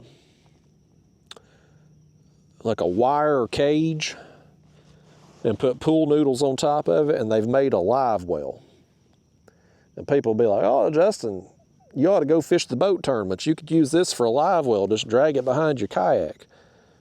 Well, no, you can't, because even something as small as that, when you're trying to pull it with a kayak, it creates so much drag. It's amazing what something so small, what it can do, but it will slow you down so much. And I saw that thing right there, and I'm like, it's perfect because it fits down in a 5-gallon bucket. So I'm like, if I'm catching bait somewhere and I'm making a run, I can stick it in the bucket, keep them alive till I get where I'm going, and then set them over in the water, and hopefully have them do well right beside the kayak as we, either in today's case, drift along, or maybe if we was anchor fishing or something, we might be anchored down somewhere. This time of year in the summer, I like to be on the move a little bit more. I like to drift, and if I can drift, if we have current, I like to drift. If we don't, I like to troll. But we've got perfect current flow today. The sun's peeking out. We need it to go behind the clouds. It's going to get miserable. But yeah, current speed 0.4 right now, that is absolutely perfect for drifting. You can't ask for better current speed. Virtually no wind out here today, so when we get on the line that we want to drift, like, we're on it. Well, there ain't a lot of adjusting. Sometimes you'll have a wind blowing. Let's say we're drifting down through here, maybe the wind is coming in our face or behind us, whatever. And so it's going to be constantly either blowing you up on the ledge or blowing you off the ledge. And you got to keep yourself positioned where you want to be. So you're on the pedals or motor, if your kayak's motorized, whatever. But today, we're not getting pushed around at all, so it's great. But speaking of kayaks, one of the things that I've really kind of been focusing on this summer, and it's a twofold thing. One of it's personal, just personal enjoyment. I like fishing. I like the kayak fishing experience. And what I have found is, even though, and it's not just my nature, I think it's human nature, we all want to keep up with the Joneses. The kayak industry, the kayaks have gotten bigger. They're putting motors on everything now, bigger motors all the time. My natural inclination has been to follow the trends, right? But what I have found is, while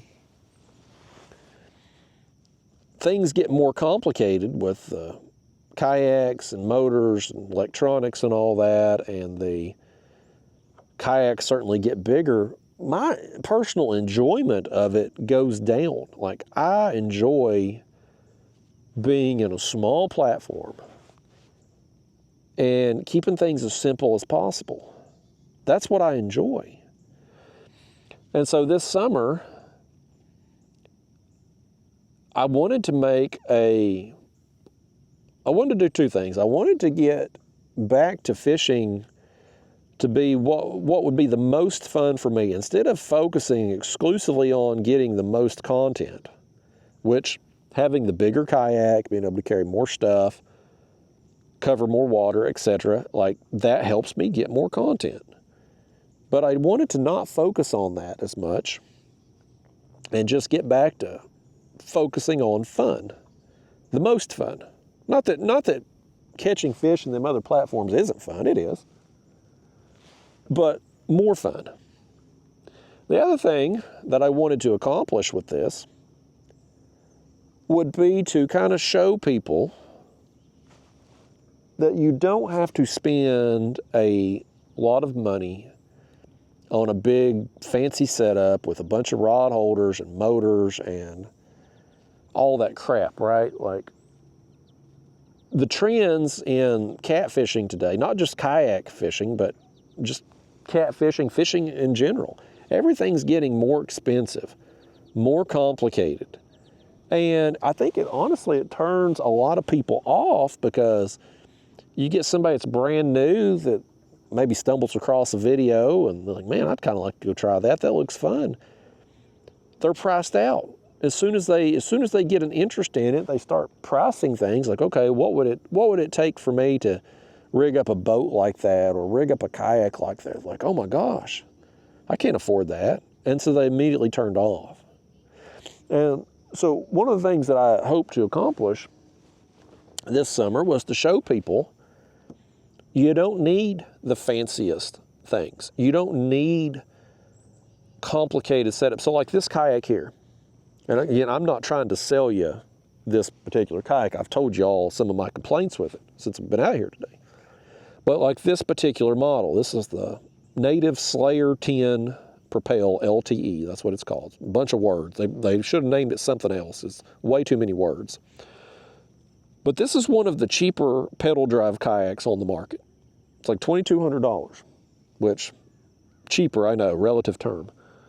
But compared to other pedal drive kayaks, like, you know, you're saving $1,000 off most of the other models, at least quality models. You can find some cheaper pedal drives, but quality is going to be lacking on those, both in the kayak and the drive itself. But for $2,200, you got a brand new kayak. If you go the used route, you can certainly save even more money. I've got 2 rod holders on here and a basic 5-inch 2D graph. So you could, if you bought everything new, get you a graph on sale, 2 rod holders, and the kayak. New out the door, you're under $2,500.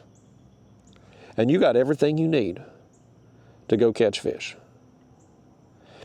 And while that's still a lot of money for the average person, that's way better than, say, like my Hobie Pro Angler kayak, where the hull alone on the new ones, what, 4,000? I think they are 5,000, something like that. It's gotten ridiculous. I think they're like 4,000 for the hull. Throw in another 1,500 for the motor. Throw in a couple hundred more for the batteries for the motor. Now you put a graph on it. Now you put rod holders all over it. Like, it just gets so ridiculous so fast. So this kayak, while it's still outrageous, when you compare the two, $2,500 for something fully rigged you don't need a trailer for, compared to that was another thing you got to factor in too, because those other bigger kayaks are so damn heavy, you ain't hauling them in the back of your truck or on top of your car. You're going to have a trailer, so there's another expense. Like, it's just an easier pill to swallow. And if you go the used route, hell, you can find you a good quality used kayak, probably come with some rod holders. You can be out, and it probably have a graph on it, you can be out the door for $1,000, $1,500 in that range if you go the used route. So I'm trying to show this more to just try to show people an alternative from the trends, because the trend in not only kayak fishing but fishing in general is just more and bigger. More and bigger. Every year kayaks get bigger, every year boats get bigger. I remember back when I got started in catfishing, hell, I don't know, over 20 years ago now.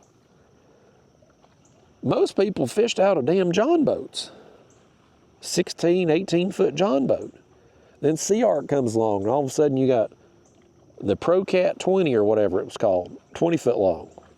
Then it's 22, 24, 26. I mean, these damn catfish boats are like a yacht nowadays. They're like a damn yacht. Couches on, my buddy Mark, he's got a, Mark Naraki, Deuce's Wild Fishing Charters. He's got a Sea Arc.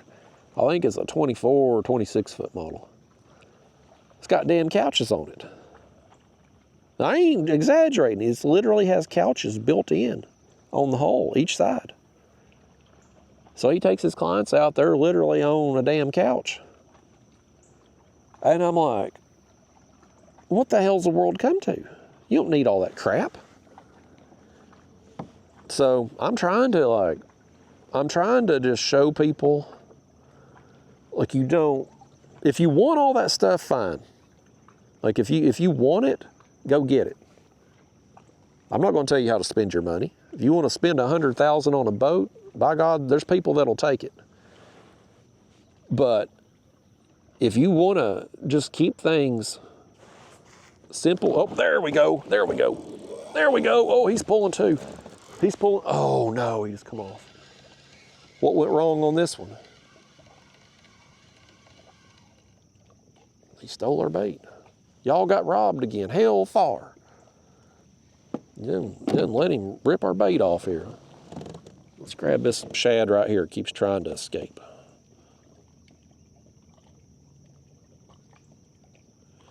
But yeah, like, you know, I just want to show people, you can go out, you can catch a bunch of fish, you can catch big fish, and you can do it on a simple setup that doesn't break the bank. You don't have to, I mean, some of these boats today, folks,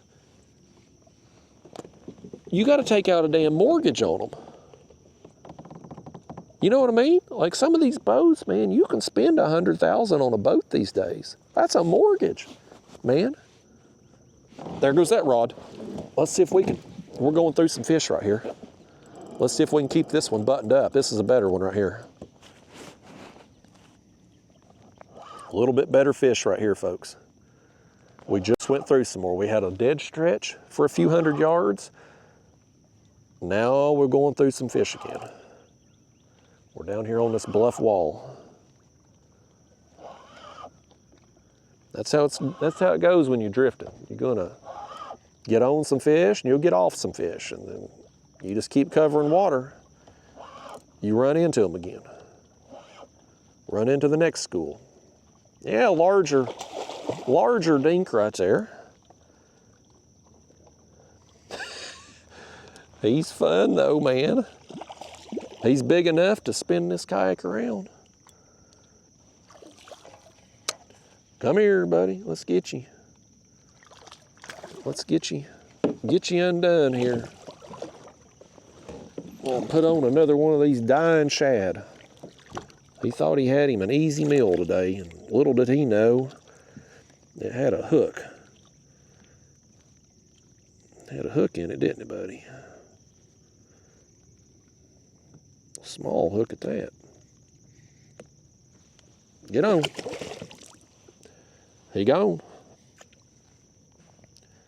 Feel the line right there. Everything feels good. All right, where'd our bait bucket go here? Pull it up. Grab you another one of these dying shad out of here.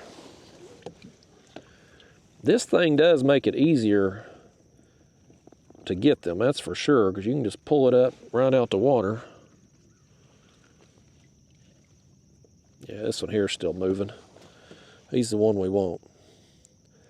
We'll get down here this creek, we'll take a look in it. Let me see if we can. He's wiggling a little bit. Not as lively as I'd like him to be, but beggars can't be choosers right now.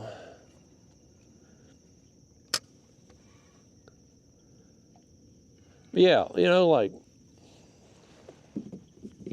I just want to, did I get, no, y'all are, well, you got a water drop up there. Let me get that.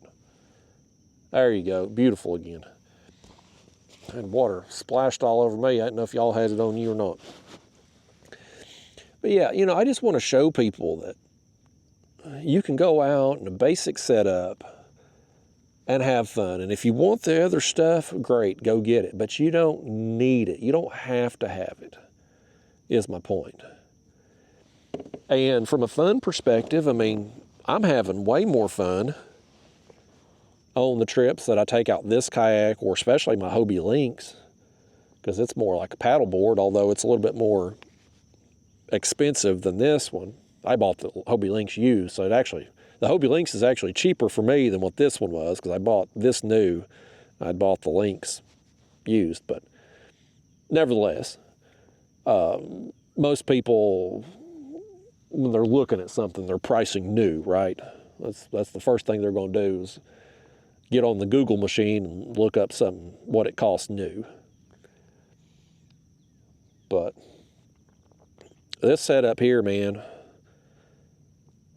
comparing it to other kayaks on the market, the fact you don't need a trailer, there's no motor, so you don't need the extra battery, all the extra weight. You're never going to put no gas, no oil. There's no maintenance other than just greasing the drive every few months. So, I mean, it's pretty simple, man.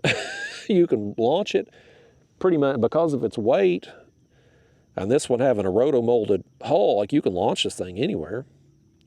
That creek I put in back there today, man, it's just kind of a pull-off side of the road type thing, and just drop the kayak in, and away we go. Don't need a boat ramp. Don't have to, since you're not hauling this thing on a trailer, I got the wheels for it, which the wheels here, you can say they drop down so I can roll it wherever I need to. But like, even if I do use a boat ramp, I don't have to wait in line if there's vehicles there taking in or out, because I can just walk this thing down. Getting a little too close to that ledge there. I'm going to pedal us forward a little bit. But yeah, there's a lot of advantages to just keeping things simple. And that ain't what people are going to sell you these days, especially the companies. I mean, they want to milk you dry, right? Like they want you to believe that you need the newest, latest, greatest, biggest, highest tech, etc. But and in some situations, like, I mean, live scope can help you catch, depending on the species, it can help you catch a lot of fish. But for like this style of fish in live scope, and I can tell you this from firsthand experience with it, it didn't help me at all doing this. It's a novelty. Give you a little bit more detail on the screen, what you're seeing. Maybe you see fish come up to your bait and eat it, but like it didn't help me catch fish on this style of fishing. It will help with catching bait a little easier. We could shine that live scope around looking for schools of shad and throw the net on them. Like that's one thing it does really help on. Or if you're crappie fishing, certainly helpful for that. But like what we're doing out here today, this style of fishing, we don't need all that. All I need is a basic screen right there. I need something to show me my depth and show me my speed. And today we don't even really need the speed because we're drifting with the current. But like if we were trolling, we would need to monitor speed. But depth is important because we got to raise and lower our baits as we drift along to keep from getting hung up. And having the map card is certainly beneficial because it's accurate enough out here where I'm at that we can I can look at that screen and kind of know where I'm at. If we didn't have that, what we'd have to do is just kind of keep working our way closer to the shore until we saw our depth starting to come up, and then we'd push ourselves back out. And that's how I used to do it back in the day before I had the map card. But it's a lot easier. It's so much easier with that. But I mean, it's a basic graph. I paid $200 for that, I think in 2017 or 18. And I've had it on multiple kayaks since then. But for what? Let's say 2018 I got it. 2020, 7 years. $200, 7 years. That's less than $30 a year. So it ends up being cheap in the long run with it. But again, it's basic. It's a 2D screen. It's got everything you need though. I just want to, I want to get back to fishing in the way that I find to be most fun. And I'm kind of at a point with YouTube, like, I've been doing this for a living the last 5 years, but I'm at a point with it where I want to keep making as much money as possible on here, but I don't have to anymore. And because of that, I can go out on days and kind of do the fishing I want, even if that may not result in me getting content on that particular day. Whereas before, when I first had quit my job, for instance, to do this and whatnot, it's like, you know, every day I go out, I'm like, man, I got to get content today. I got to get a video today. I got to do whatever I got to do to catch fish on that day. And, you know, not that that's a bad thing, but it does affect your decisions sometimes on what you're going to do. Here we go. Well, we got hit. Did he steal our bait, I wonder? If that shad wasn't dying before, after he got bit there, he probably is. No, he's still on there and he's still wiggling. Back down he goes. I would like to have him a little bit more lively. We've made the most out of them few shad we got though, ain't we? This creek, the next one coming in is right here. We'll just take a little look-see in there as we drift by, see if we see any shad flipping. If we do, we may go make a quick throw or two. Get us something fresh, something with a little bit more wiggle than what we currently got going on.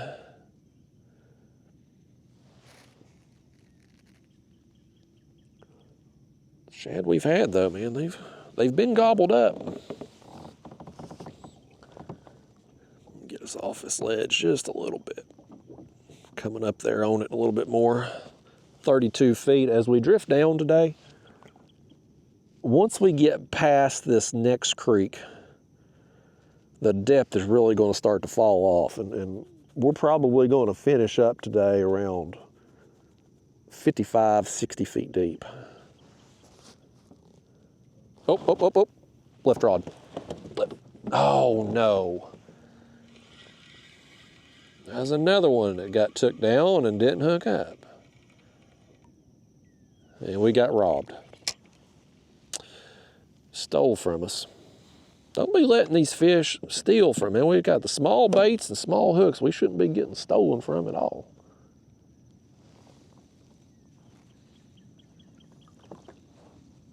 Do we have any still alive in here at all?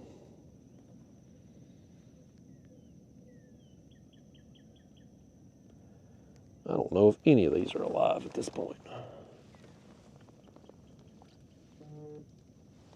The phone's buzzing over here. Some of y'all just checked your phone and you heard that thing buzz. I don't even think I got a bait knife with us today.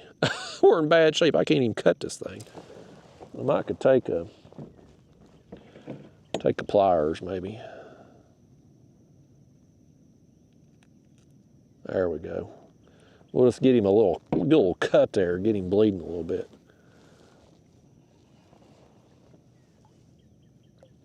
Okay, yeah, let's send him down. If he ain't gonna wiggle, he at least needs to bleed. That's my opinion. I'd prefer he wiggle though. Well, there's a big splash up there in front of us. Let's see who dare be buzzing me here while we're trying to work today. Oh, hold on, y'all. That's my security system at home.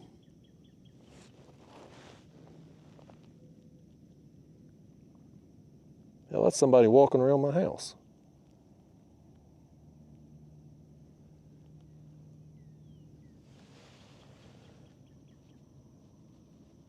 What the hell's he doing? The lights are flashing. I wonder if that's the meter reader guy. It's one of my security cameras there.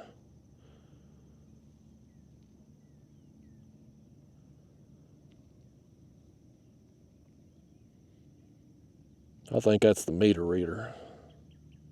I got security cameras at my house because you know how people be stealing and stuff. You don't seem to be messing with nothing. Them flashing lights up there, I'm guessing he's a meter reader. we'll give them the benefit of the doubt.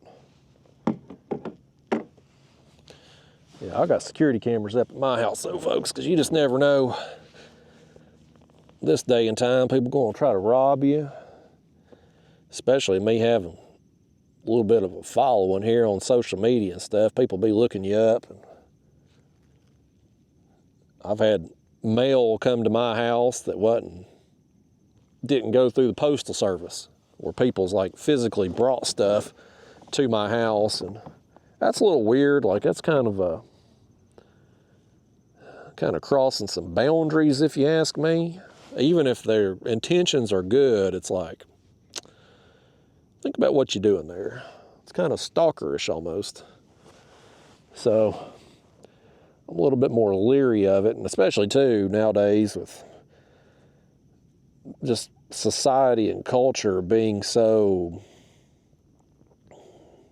everything's so negative nowadays. I mean, it's always been that way to an extent, but really in the last year or two, I feel like things have gotten way worse with society. And it only takes one nut job. When you get right down to it, I mean, I get threats all the time, man. People tell me what they're going to do and how they're going to do it when they see me out and whatnot, because they don't like the bait I use or how I do things or whatever. Pick your reason. Which, to most of you normal people out there, that will seem crazy. And it is crazy that somebody would be so pissed off because I use a crappie or a bass or whatever for bait that they would want to kill me. I mean, I've literally had people tell me they're going to kill me or hope that I die or, you know, wish all kinds of bad stuff on me. I mean, I've had some nasty comments and messages all over a damn fish. Like, that seems crazy to a normal person, and it is, because it is crazy. But it happens all the time. And it ain't just with me. I mean, hell, you see it across the board. Anybody that puts themselves out there on social media, whether it be a YouTube situation or a professional athlete or a movie star or whatever, if you are on social media and you have, we got a fish is what we got. No, we don't. Boy, we've been robbed an awful lot coming down through here now.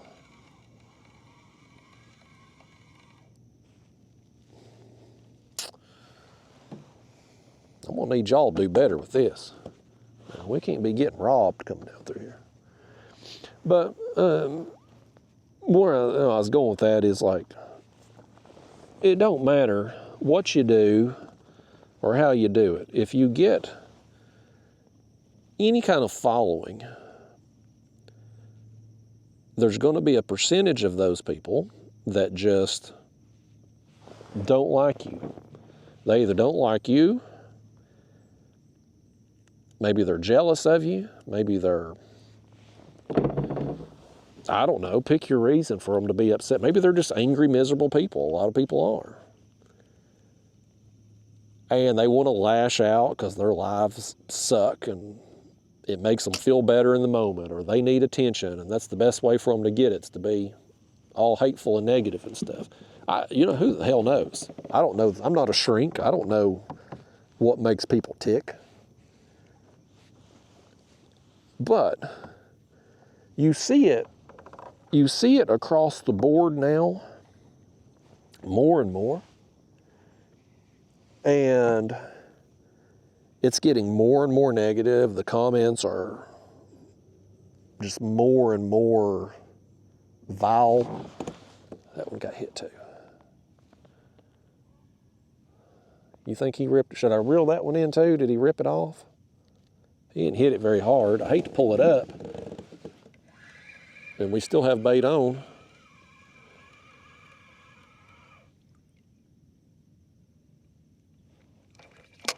He's dead. He's 100% dead, so let's at least cut him. Or mash him, I should say. We're just taking our pliers here. I ain't got no knife with me today. There we go. He's bleeding a little bit.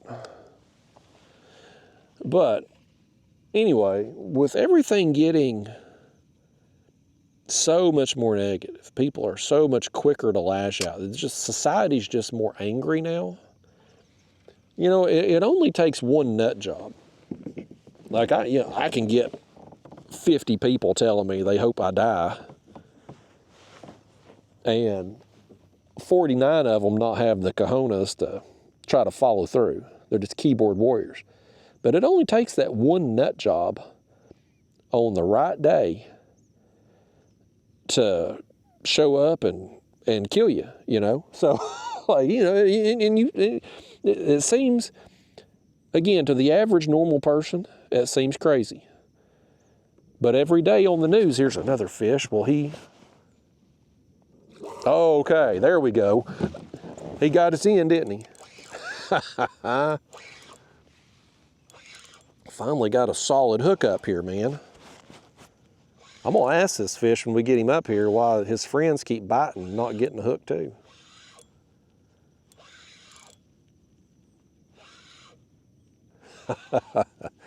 Those takedowns are fun. It's another small one, but boy, he took it down hard.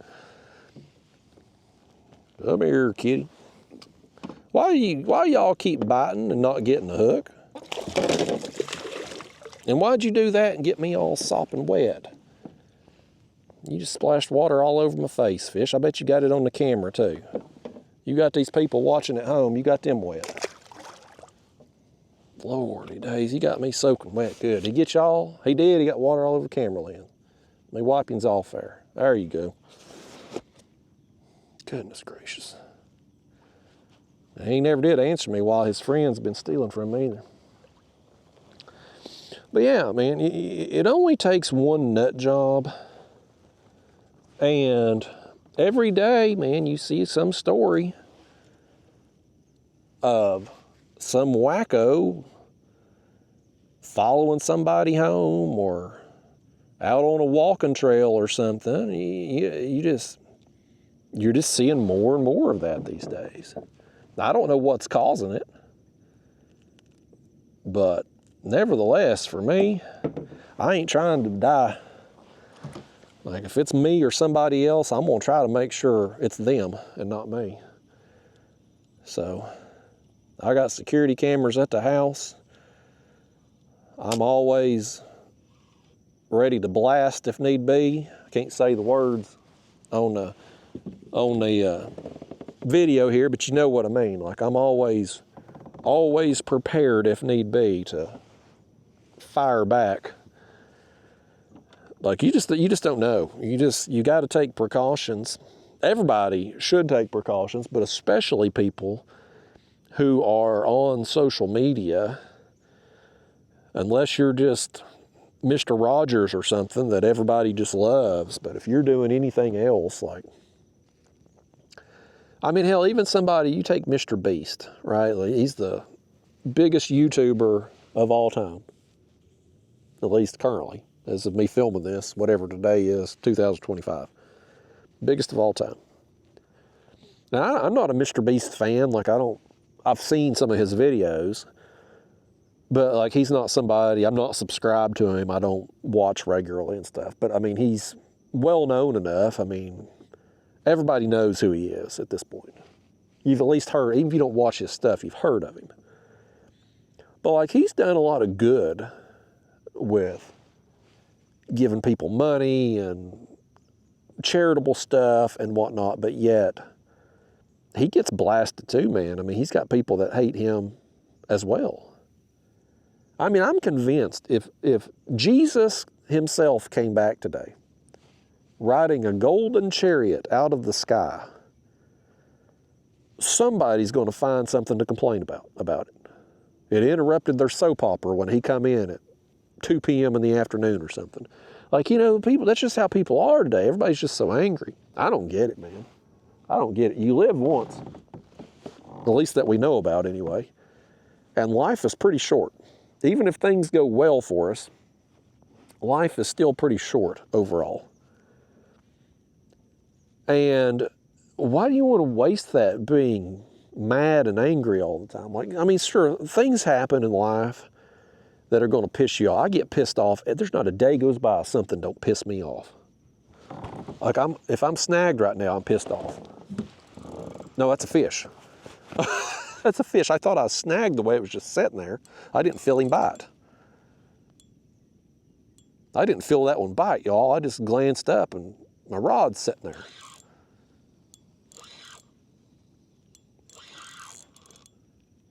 It don't feel like it's not a monster or anything. He just ate it weird.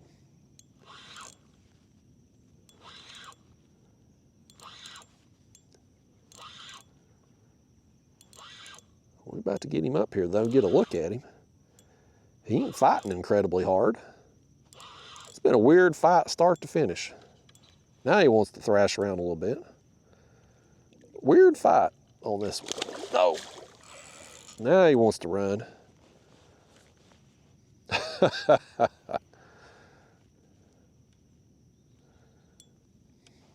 Yeah, this fish right here on my regular tackle wouldn't be a bit of fun. But on this thing, he's got this rod bent over in half. Come here, fish. Come here. Tell me your problems here, fish. I can't be a shrink to people, but I can figure out this fish's problems. His big malfunction right now is he's got a hook in his mouth. When I get to hook out, he'll still be mad at me for putting it in him, but his day's gonna get a lot better. There we go. There he is, folks, another eater.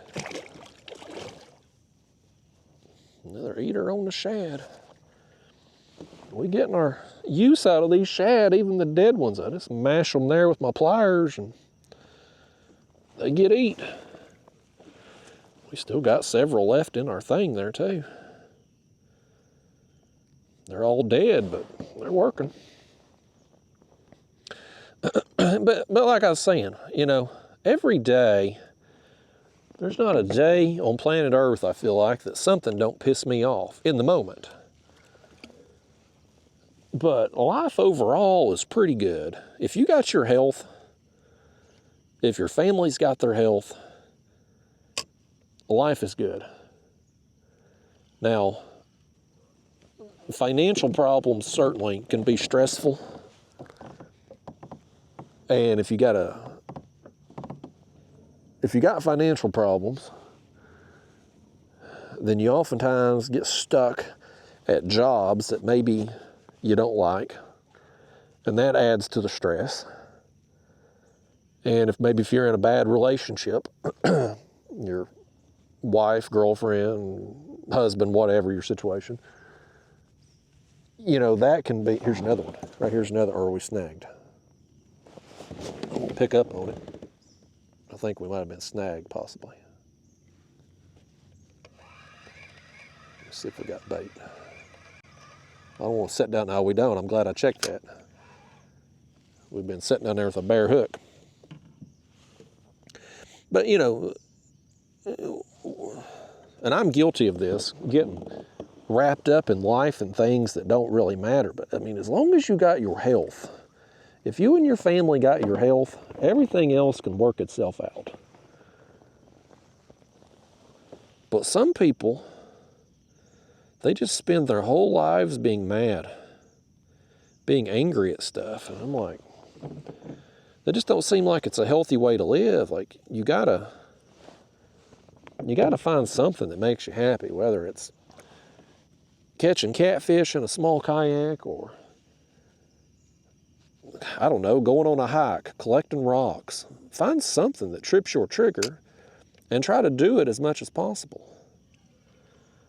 And set your life up in such a way that allows you to do that as much as possible. And a lot of it goes back to keeping up with the Joneses. I ain't never met anybody named Jones that I liked. But we oftentimes get ourselves trapped. We buy the car that's fancier than we need, the house that's bigger than we need, all the electronics and gadgets and fancy clothes and fancy dinners, and people get in debt. I was like that too when I was younger. I made a lot of mistakes when I was young and stupid. It took me a while to dig out. But while I had all that over me, I was pretty miserable. But once I let all that go and I got myself out of the hole I dug myself in financially, once you take your freedom back, and that's what your money should go to buy, above all else. Yeah, you know, you need food and clothing and housing and all that, but once your basic needs are met, the number one thing your excess money should buy is freedom. And that will change your whole perspective. That will change your life. Once you're not beholden to somebody that's holding a debt over you, things get better. And so, yeah, sure, you're going to have bad days. You're going to get mad at stuff that pisses you off. You're going to be sad when something happens to upset you. You're still going to go through the emotions. But I don't think things don't stick with me now like they did 15 years ago when I was strapped with debt. And I think maybe that's a lot of it now with people is they've been so stressed for so long, they just don't know how to cope anymore, and they just take it out on everybody else. I don't know. Again, I'm not a damn shrink. What the hell do I know? It's just trying to rationalize the irrational. But society, regardless of why or how, society seems to be in a bad spot right now. And I don't know how it gets fixed. I truly don't. It ain't nobody in our politics that are going to fix us. People keep waiting on the next president, the next savior to come through. There's nobody on the face of the planet that's going to run for president that's going to fix your problems. Nobody. You got to fix them your damn self. And I don't know how you get people to understand that, and I don't know how you get them to take responsibility for themselves. I don't know. But it's just gotten... And, of course, you all can't even comment on this YouTube video here because all that's shut off. The only place people can comment now is Facebook because that's the one platform where comments still matter. But I've turned all that crap off because I just don't want to deal with people like that. Well, I take that back. My channel members, I do extra videos and stuff for channel members. The comments are on there. So my channel members can comment on those videos here on YouTube. They have access to me. Even people on Facebook can comment, but I don't interact with them. I try not to even go in the comment box because it's just people griping and complaining all the time. And if you expose yourself to that all the time, it makes you turn into that. It does me anyway. And maybe that's part of it too. Maybe that people get in the cycle. They spend all day on social media and they're reading and watching negative things all day, and it perpetuates the cycle. I don't know. I ain't no damn shrink. I think I could fix a lot of people's problems. But, most people's problems, I don't care if it's financial, health. Sometimes, sure, there are health problems that people have that are unavoidable. You get a cancer diagnosis, that's a bad break, man. That's not something you can really work around. Hold on, we got a fish. Got a fish tugging on that right there. He's back on it. Oh, I just pulled it out of his mouth. I bet I pulled the bait. Yep. Dadgummit. I should have let him eat it himself before I jerked his jaw there, or tried to. But like most problems that people have, and I've seen this not only with my own life, but friends and family and whatnot too. Most problems can be solved with having a little bit of accountability, personal accountability, and discipline. Me, when I was in debt when I was younger, it come down to me making poor decisions with my money. And when I got that under control, made a decision to fix it, I did. But I had to make that decision.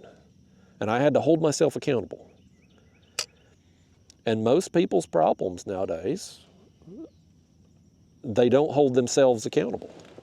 There's nobody to hold themselves accountable. And they want to blame everybody else for their problems and whatnot. It's like, a person goes out and they're eating dinner out at restaurants and they got a house that's too big for them and a brand new car, and they wonder why they're so far in debt. It's like, yeah, well, you know what? You're spending $7 every time you go to a coffee shop every day. You're eating $50 dinners every night. You're buying Uber Eats, having food delivered to your house instead of going to the damn grocery store and making your own meals. It's like you just throw a little bit of money away here and there, and it adds up over the course of time. Or somebody, maybe they got health problems, and it's like, well, that rod right there got hit. I wonder if he got the bait. Every time a rod gets hit on these small hooks, I'm wondering if the bait gets ripped off. It's like a person got health problems, and it's like, you don't eat good, you don't exercise, you don't sleep right. Well, that's why. Oftentimes. A lot of times these chronic illnesses and stuff can be fixed by just keeping your body in good shape, giving your body what it needs. Rest, exercise, nutritious foods. But you can't tell people that. They want to blame somebody. And it's like, I don't know, maybe it's my generation and definitely the younger generations, for sure. I don't know about older people or not. The most miserable people I interact with are old people. The baby boomers, they hate my guts, man. Every time I got somebody really just ripping me, it's always old people. So I don't know. Younger people are the ones on social media and seem to be angry and seems to have problems with self-control and discipline. But yet, the older people, they're angry. Everybody's angry. That's when you get right down to it. Everybody's angry. Oh, he slammed it. He slammed it right there.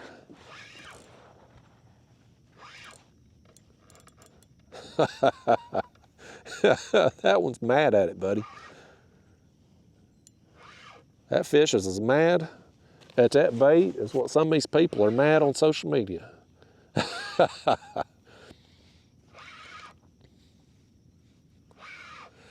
Anyway, bottom line, folks, life is as good or as bad as you want to make it. Some people, they've got the world by the balls and they don't even realize it. They got their health. Their families got their health. There's no damn reason for them to be that miserable. If you're physically able to do what you want to do, then you should do what you want to do. At least until you can't. And we all get, everybody gets bad breaks in life, man. Nobody gets out of this unscathed. We all going to have things happen to us. Some of it's avoidable, some of it ain't. But this fish is hooked good. We got him hooked right here in such a way he wasn't coming free. There we go, we got it. Another skinny one, buddy. Get out of here, fish. Well, our dead shad continues to pay off here. I'd still like for them to be live, but dead works too. We just run the hook through, mash them a little bit, and drop them down. We're almost down here this creek, though. I'm gonna take a peek here as we start drifting by and see if it's something that we maybe want to. I had another one hitting me right here. The other rod over there got bumped, y'all. Let me see. Get get this one down here. We may have to check this other rod and see if it got the bait ripped off.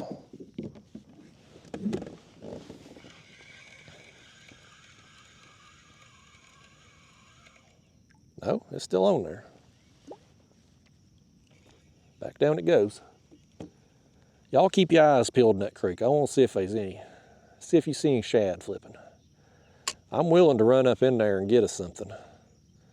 Make a couple throws. If we could spend 10 minutes and get us some fresh and lively bait, I'd be willing to do so. I ain't seeing nothing right now, but I can't see all the way back up in there yet. There was something right there at the entrance of it. Gotta see if there's any other fishermen back there too. I ain't gonna go back there if there's other fishermen. I don't want to be around people today. I'd probably have to have a conversation, or the awkward, hey, how's it going? You catching anything? Glad it's cloudy so it ain't super hot yet. You know, normal chit chat that I can't stand. I'm just antisocial. Maybe that's part of my problem. Maybe it ain't society. Maybe it's me that's the problem. When you got a problem with everybody, it ain't everybody that's the problem. That's another old saying for you. I ain't seeing nothing back in that creek though right now. I mean, I'm sure there's some shad in there, don't get me wrong, but like I ain't seeing nothing. I ain't seeing no activity.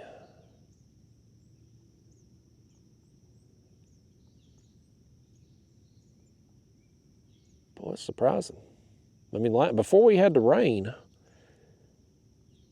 you were seeing shad flipping everywhere.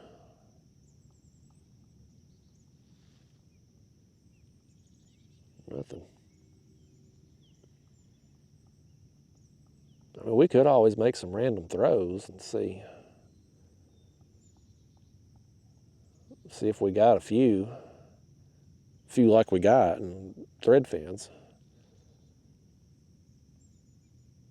Give us something a little lively, but I hate to run back up in there when I ain't seeing absolutely anything flipping. The more time you spend on bait, the more time it takes away from what you're doing. And we still got, let me pull up our, we've got 3, 5, 7, we've got 9 shad left in there. Oh, got one over here. Oh no. We're about to have 8 shad left because I got a feeling, yep, that one's gone. He stole from us. He ripped our bait plumb off. So now we got 8 shad left in this thing. Will that last us till we get down to the next creek? I don't know if it will, honestly. I don't know if we can make it down to the next creek with just 8 shad, especially if we get on some more fish like we did first thing. We had some dry spells coming down through here. But right there first thing, when we first started drifting up there, we were getting them pretty regularly there. If we get on another set of fish like that, it may clean us out of the bait we got left.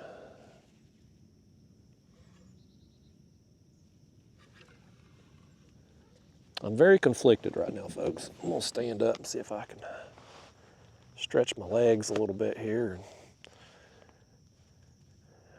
and see any sign of life in that creek.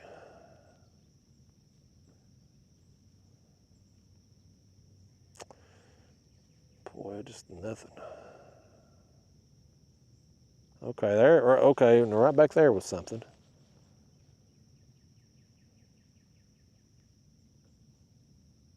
Right over there was, okay. All right, there is some stuff back in there. And it seems like they're right in the middle too. Kind of like that other creek we was in.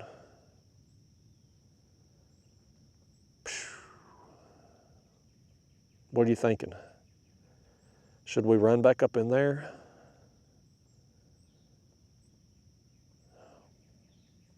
It'll take time away from what we're doing. But again, we've got to go all the way down past this next bluff wall here before we get to the next creek. And we've got 8 dead shad left.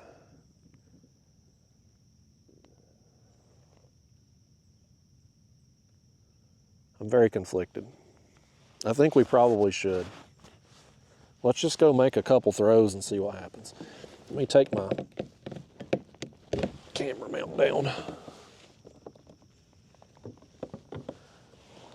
Let's put this up back in our bucket.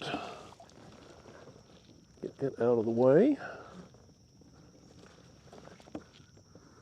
I'm disappointed that our shad didn't stay alive better. That's very disappointing.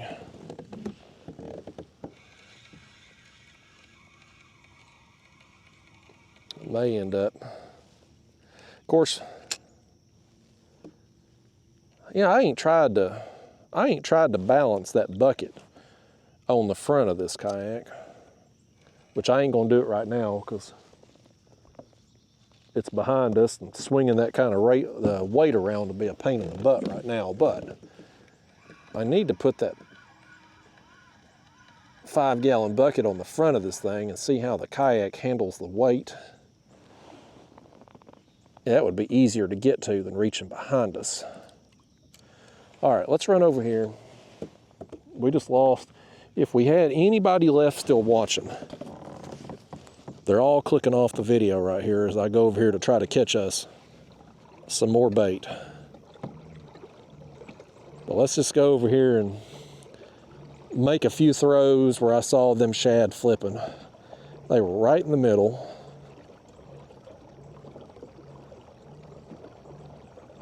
Not currently seeing any right now, of course. This may be a huge waste of time.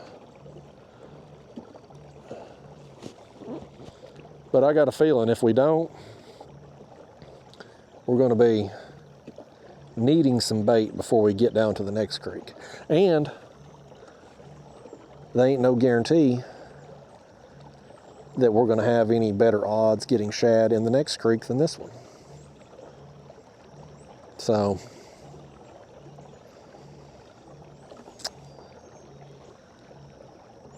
well, I ain't seeing nothing, man.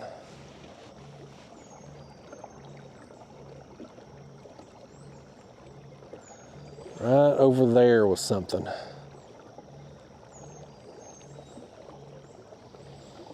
Maybe we'll see something on the graph. Again, I ain't super good at figuring out what we're seeing on the graph oftentimes, especially if it's close to bottom. But I mean, if you see a school of something that's up off the bottom, then it's pretty obvious what it is.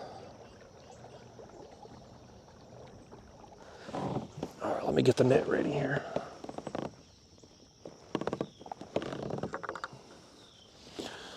Again, folks, y'all are just on a fishing trip with me today. A trip where we just don't have any bait with us, so this is what we got to do. I'll probably make a bait run maybe tomorrow and try to get us some skipjack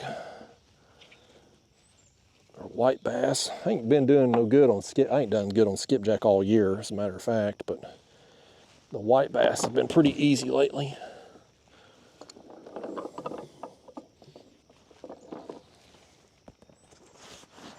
Yeah, right there was something flipping.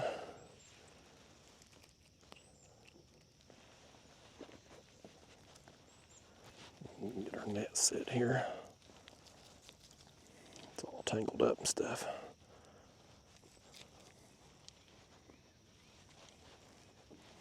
Well, we got problems here. Get your net all fixed here, folks.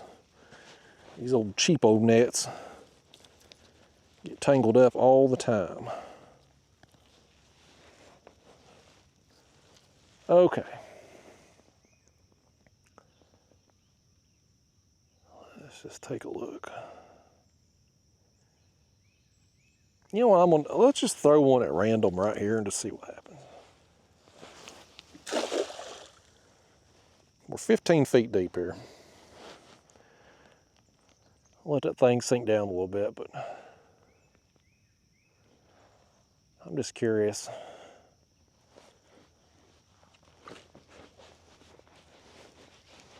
Probably nothing, but you never know.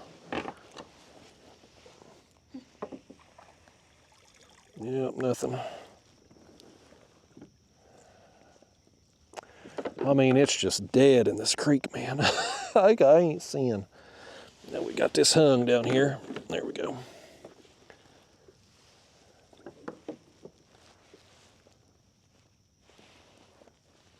Oh, just an occasional flip over yonder there. All right, well, let's head that way. Let's head that direction. Right there was something about 100 feet in front of us. I had seen some more a second ago over that way.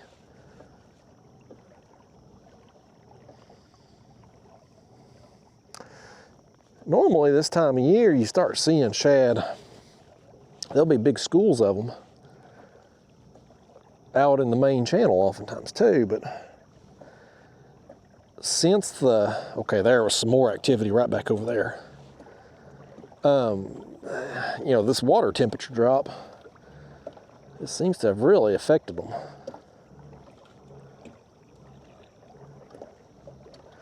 Yeah, I'm seeing some more right in this area here. You see all that? There was one here, here, and there. I think there's some better. I think our odds are a lot better right here.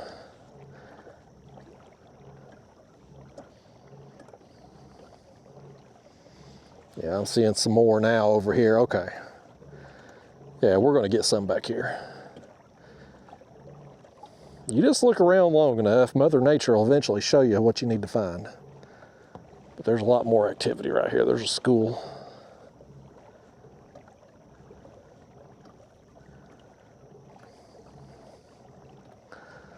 We'll get in a little closer and then we'll glide in, make a throw.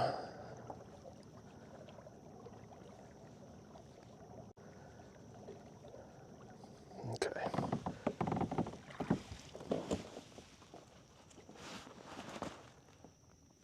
Yeah, I'm seeing some more over there. I don't know if it's like small individual schools or right in there. I don't know if it's like little small schools or if it's a big, we'll just make some throws. We'll make some throws and find out, by gosh. We're, looks like 13 feet. I'm gonna let this thing sink down. Okay.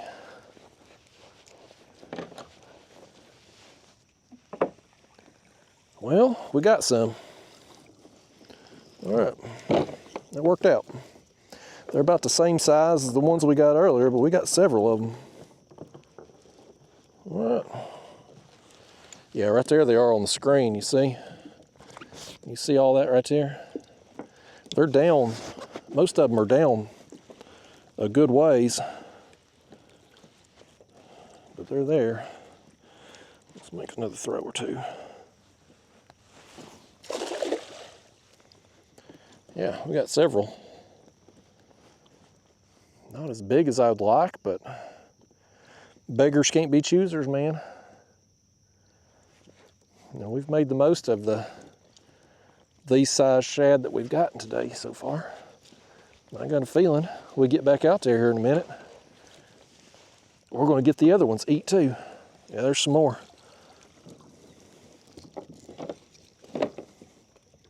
Oh crap. Dang hooks, man. I tell you, I got to do something with these hooks for that pedal drive cover. Them things will drive you insane when you throw in a net.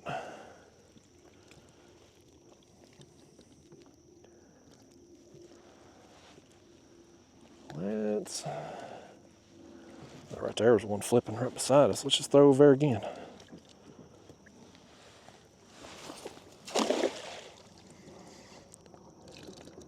And you see here, I mean, 10-foot kayak, it's stable enough for me to stand up and throw a net in. I mean, how much more stable do you need?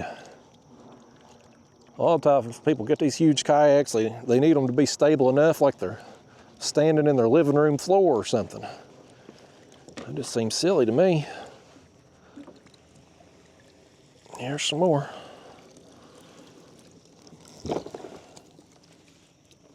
Oh, I'm hung on that hook again. The dang hooks.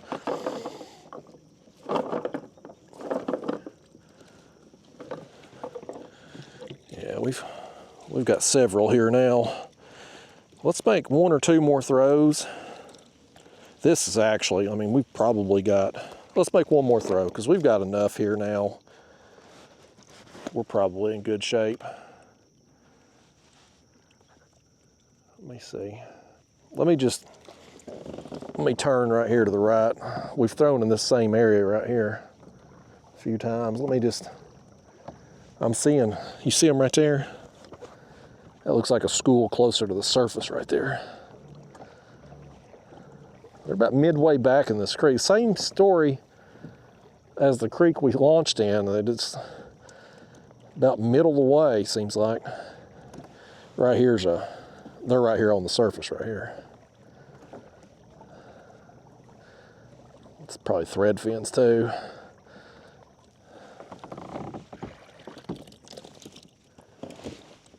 Actually, them may be super small.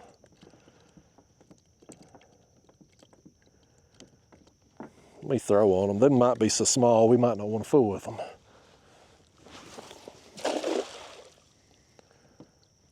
We'll at least pull them up and see what we're dealing with.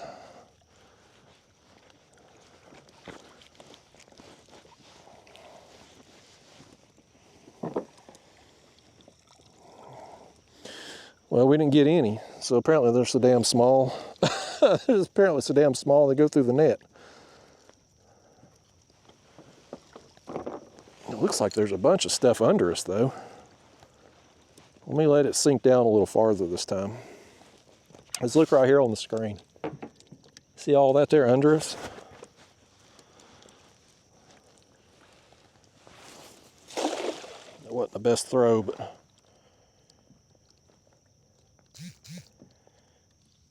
let's just go let it sink down and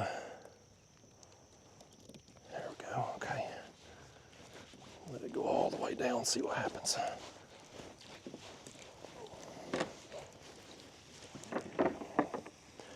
Oh yeah, them tiny ones right there. Yeah, we'll leave them be. We got enough here in the floor of the bigger ones. Shake all them things out. I shouldn't have thrown on them. I saw that they were small up there on the surface. I should have known better. I'd have them all over the net. All right. Well, let's get these rounded up. Let's get back out here and get to doing some catfishing.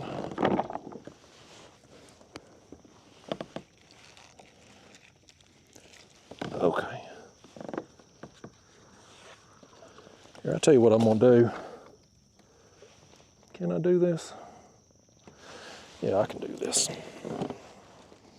Let's put this up here. I'm gonna turn this bucket over. There we go.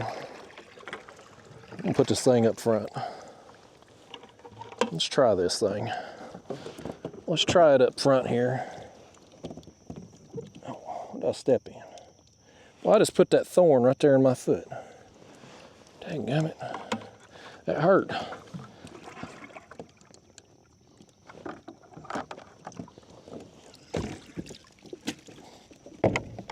Oh, I'm gonna break my DIY camera mount there. There we go. Okay. Now let's dump these out. These old shad here. And we'll put that mesh bag. Boy, that thing's gonna be hard to clean. Okay. Let's stick these down here. Now we'll just put these in our bucket this time since they're gonna die anyway. We'll put them in this bag first. That way they're easier to get hold of. Because I didn't bring a net with me today. I don't really have anything with me today, folks. You talk about the bare minimum gear. It's what we're rocking today, but we're catching a bunch of fish. I mean, we're getting them. Let me get my... Hold on, let me get my string undone from the kayak. There we go. Throw that one in there. We've got some more here by our feet.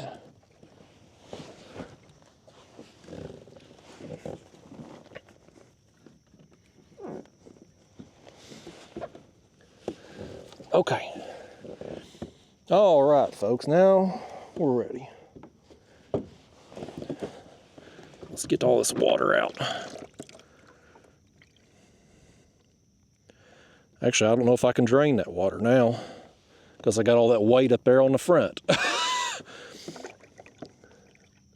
When you got your weight forward, more water comes up in the front scuppers, and that weight of the bucket is worth a shot.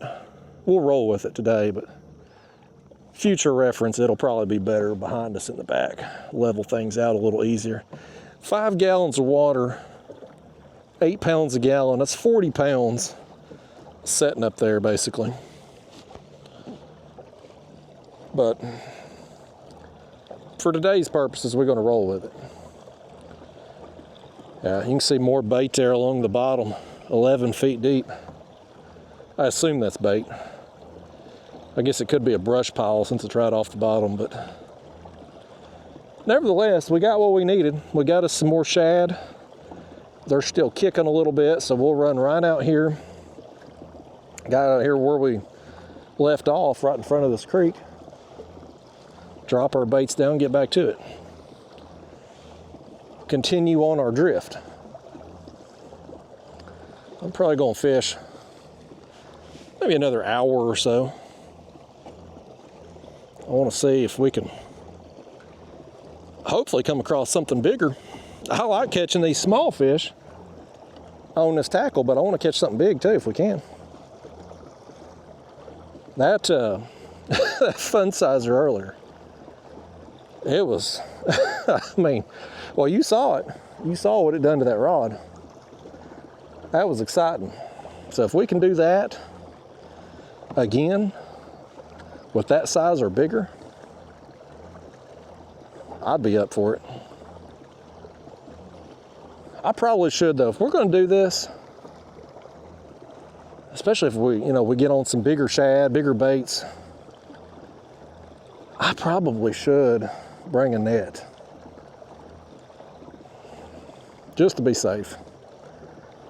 That would eliminate the need to grab the line, which when that's when you're going to be most vulnerable to breaking off.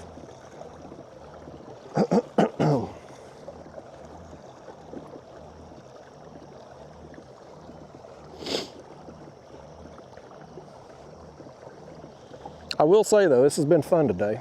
I've enjoyed this. Catching small blues, these dinks, what I call them, but they're fun on this tackle. And they're plentiful, especially this time of year. I don't know if there really is a time of year where, I mean, it seems like really no matter what time of year I fish, there's always just small fish pestering me, chewing up my bigger baits and stuff. But this time of year, when you got warmer water temperatures, higher metabolism, fish are feeding more and more frequently and stuff, like you're going to have an opportunity to catch a bunch of fish, especially if you get on a big school. Okay, let's get baited back up here. All right, we got us some lively shad again right here.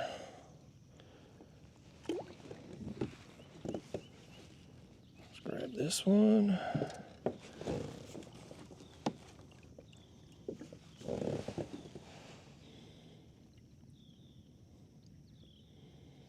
That one ain't as lively as I'd like him to be. Give me that other one right there.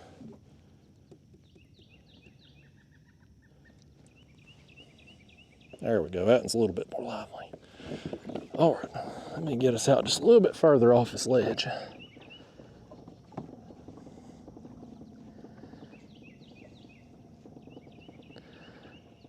Yeah, we're just gonna fall off this ledge here. Again, I'm gonna beat this point into the ground, but I'm gonna keep beating it. We're coming out of the creek. We're dropping off. Right in this area, you see? Got the sharp break, and then it starts to decline off. Work those edges, work those break lines. This area right here is where you want to be, folks. Slow us down right there. Now let's just drop them straight down.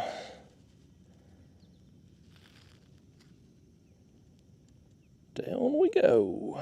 30 feet here. We're going to drop off to 55, 60 feet deep as we make our way down. That may help our calls. It may hurt our calls. I don't know. We're going to find out.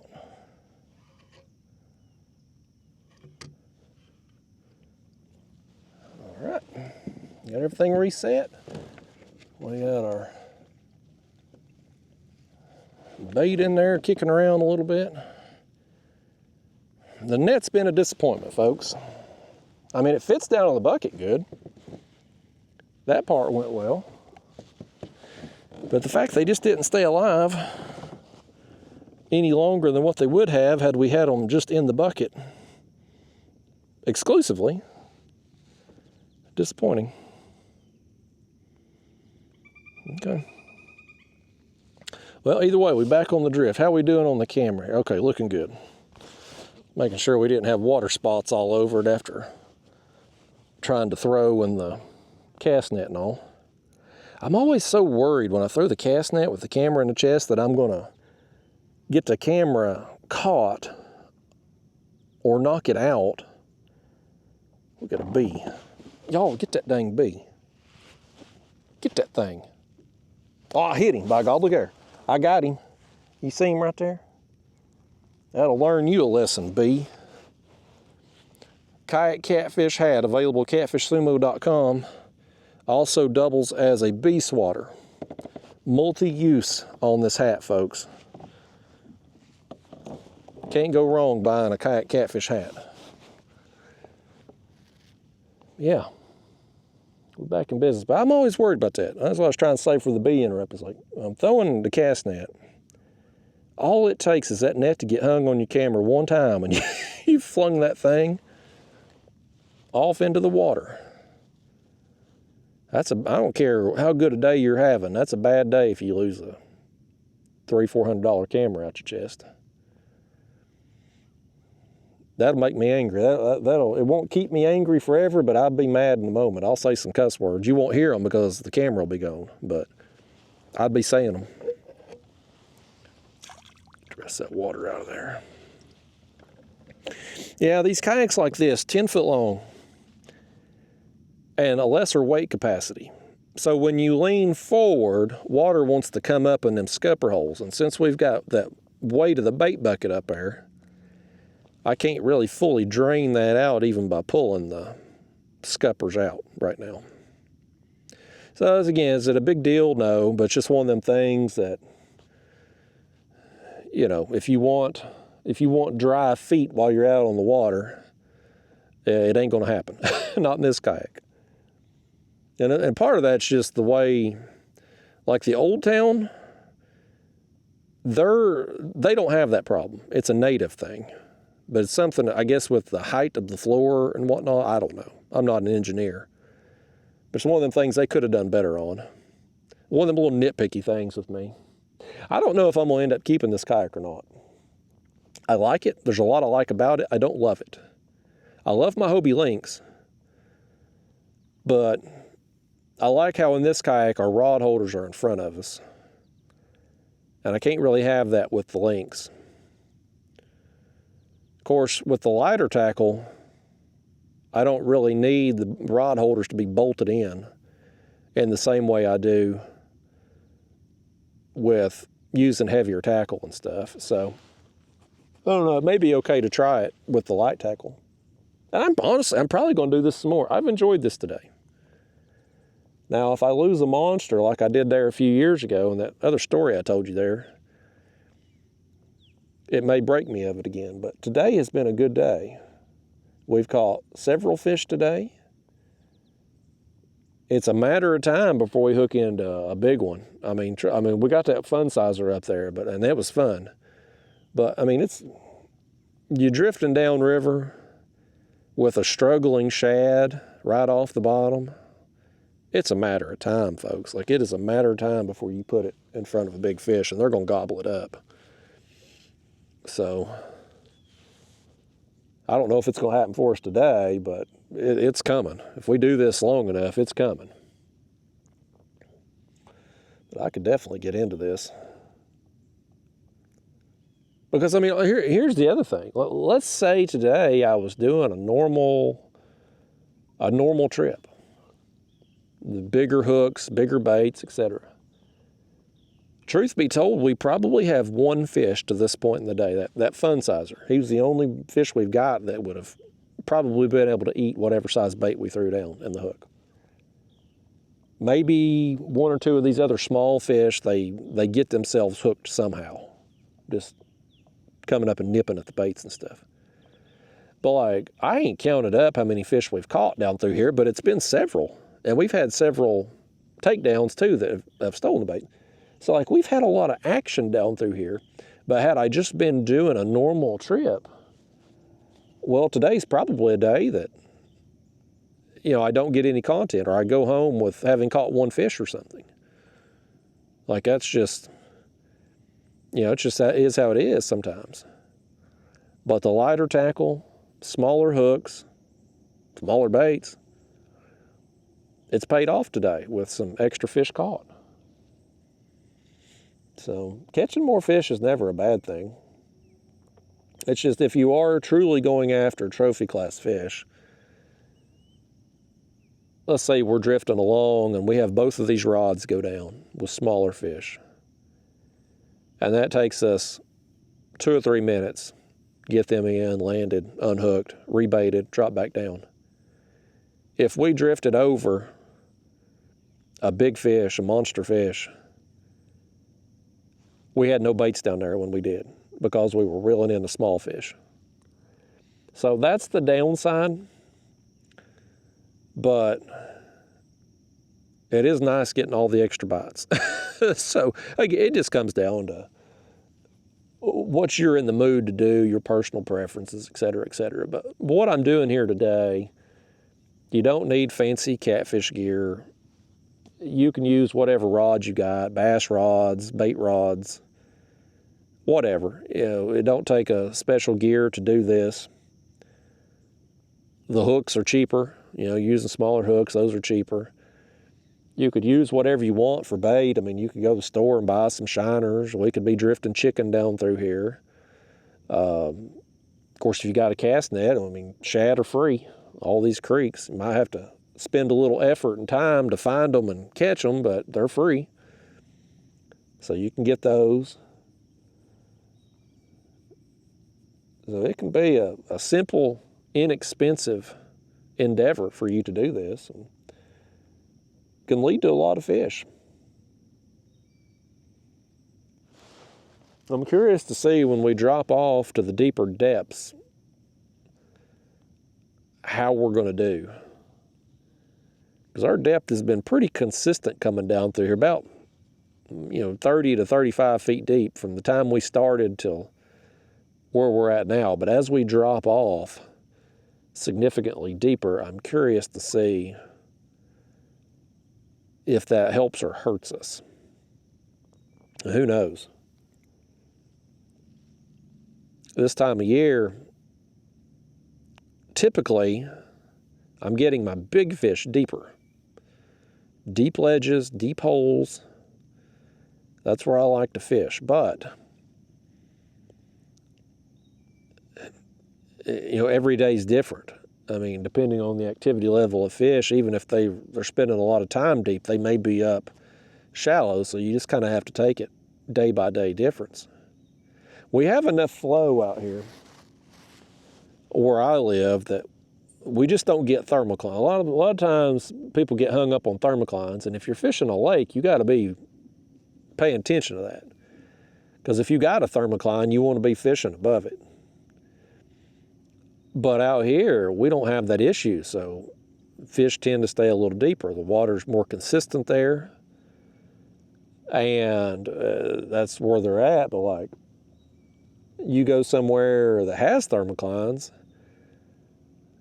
I mean, I've been in situations where I'm catching fish here 60 to 80 feet deep, and I go to somewhere else and fish, and I got to be fishing 10 to 15 feet deep because of thermocline, because the oxygen levels. So you gotta kind of know where you're fishing at, what's going on, water conditions and things. And subtle changes can make a difference. Water coming up, water going down. In our case out here, the last couple of days with the rain, dropping the water temperatures a few degrees, like how has that affected things? It's clearly affected the shad. They're not as plentiful in the creeks as they was, and they've definitely pulled out a little deeper. So all these things add up, but over time, I mean, you'll develop patterns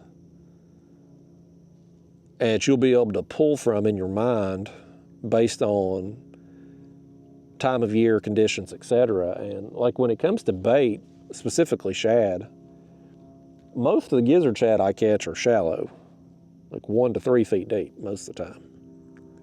That's where I get my gizzards at. But usually when you roll into a creek somewhere,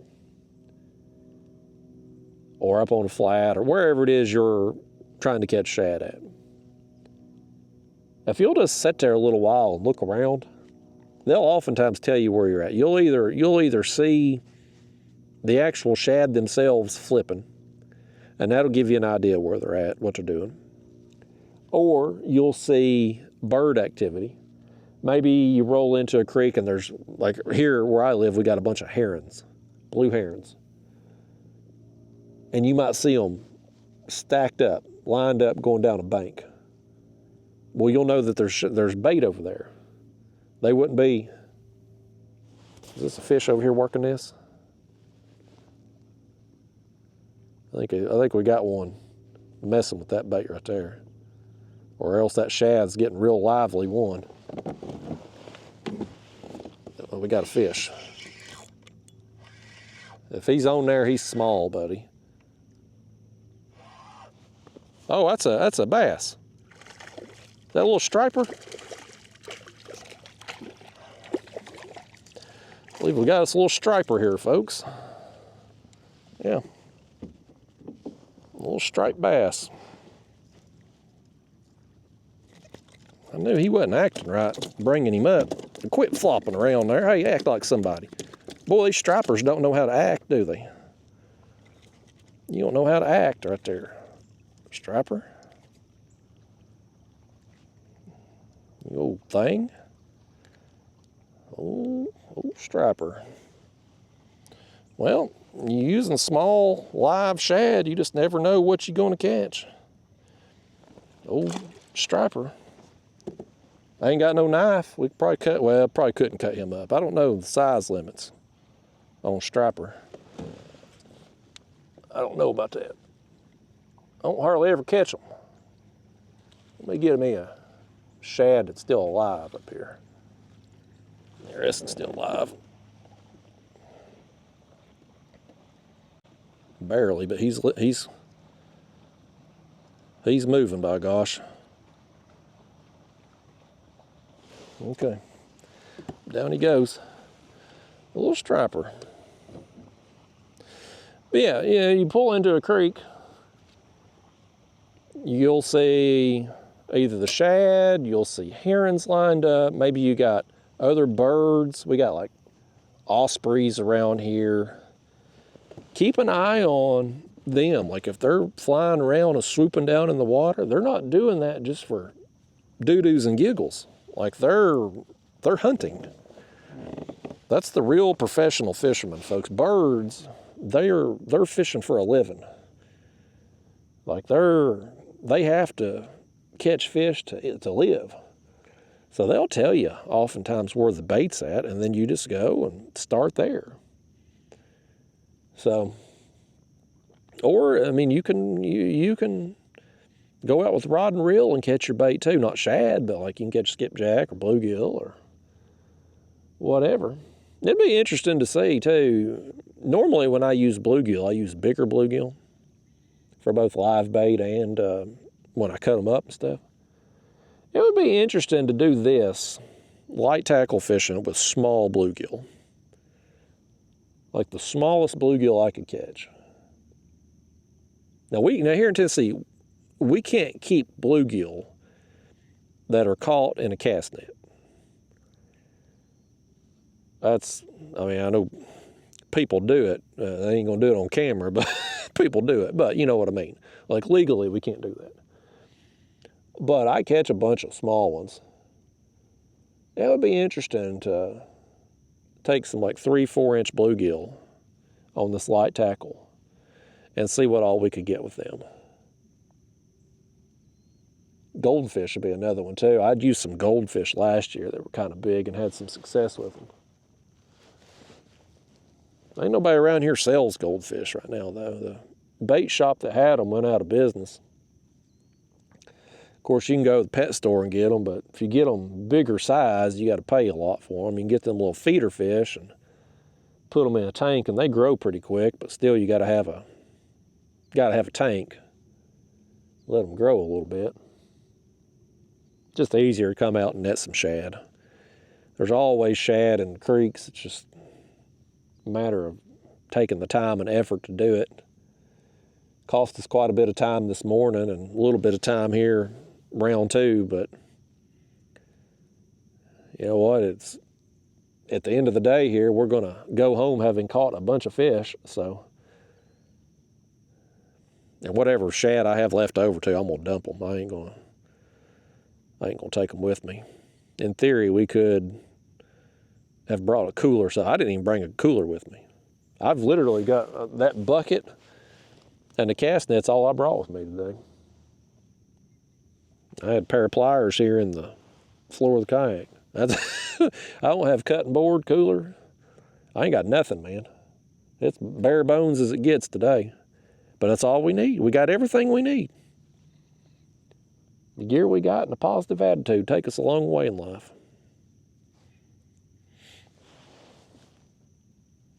And I'm thankful it's cloudy too, because that's kept me out here a little bit longer. I've said this before, but I like to get my fishing done early and get off the water when it gets hot. It's not that you can't catch fish. You can catch them all day long, but I do tend to do better in the mornings or in the evenings, low light periods. But just for me, it's comfort, man. I want to be comfortable on the water. And it's hard to be comfortable when it's 90 plus degrees and high humidity. And the earlier you can get out, the less boats you see too. Like what we've seen today, 2 boats out here. Like this is nice, man. Real nice. You come out in the afternoons, it's gonna be more pleasure boaters. Bass tournaments every evening. There's always something going on. Out here this morning, just me and you, peace and quiet, other than my seat. That's another thing about this kayak that I'm not super thrilled with. You hear this? I'm gonna rock back and forth. You hear that? Every time I move in this seat, it makes noise. Every time. It's like, I thought when this seat, after I used it a little bit, it'd get broke in and maybe it wouldn't be so noisy. But this seat is really, really loud. Another one of them little nitpicky things about this kayak. But it is a good kayak for what it is. It's, for what we're doing today,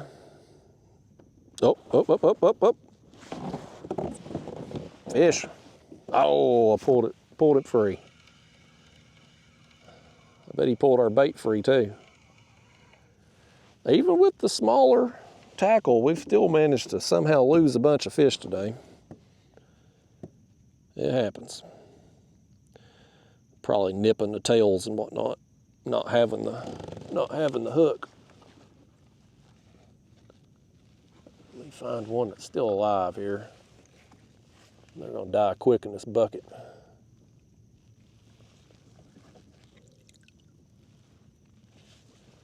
That one there. Oh, that one's kind of lively. I have another bucket at home. It's got a pump. It circulates, pulls water from the outside, brings it in. I never use it, but we could keep shad alive easier in it, because what it does, it's a 5-gallon bucket.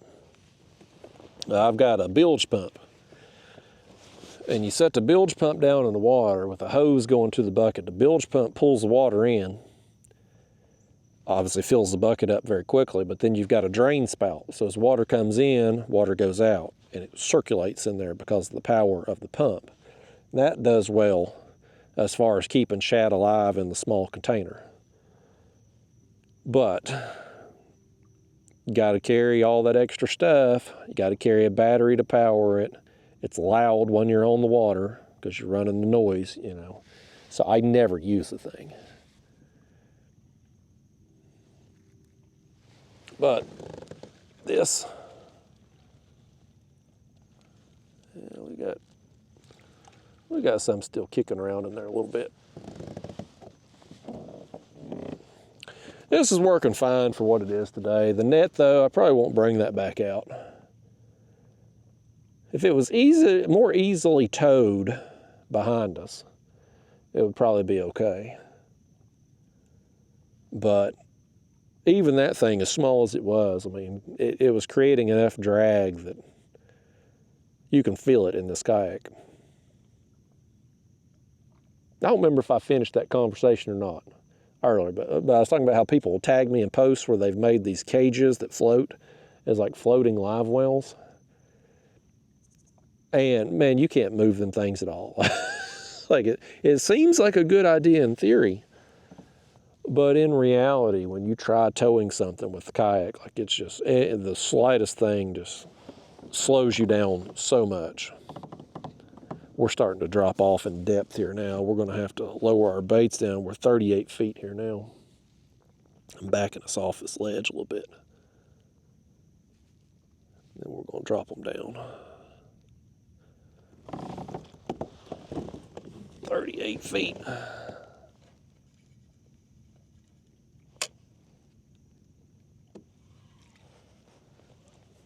We're going to continue to lower them down as we drift along because we're about to really start dropping off.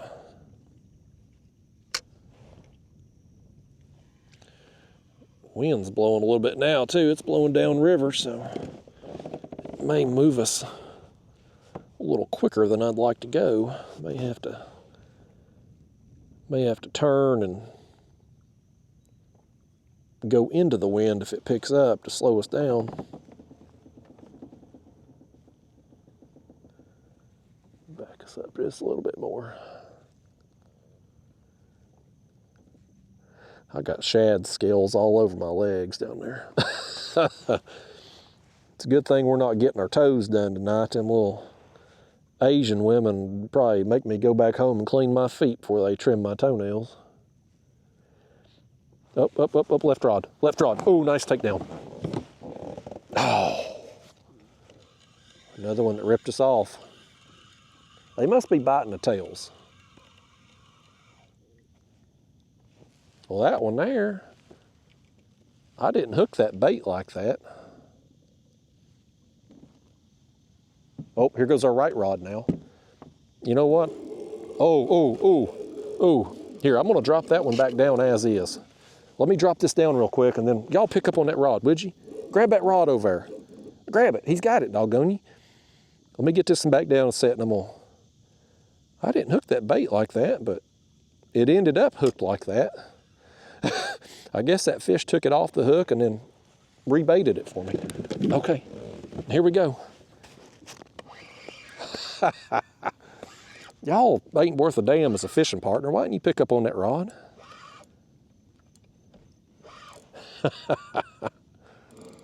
We're getting on some fish again here. 39 feet right here off this bluff wall. Yes, it's pulling too. All these fish feel bigger on the lighter action tackle.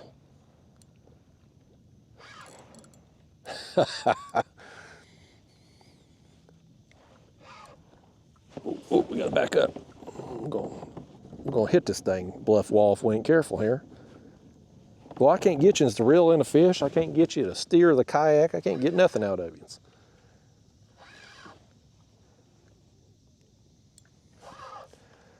Can't get you to bring a net either.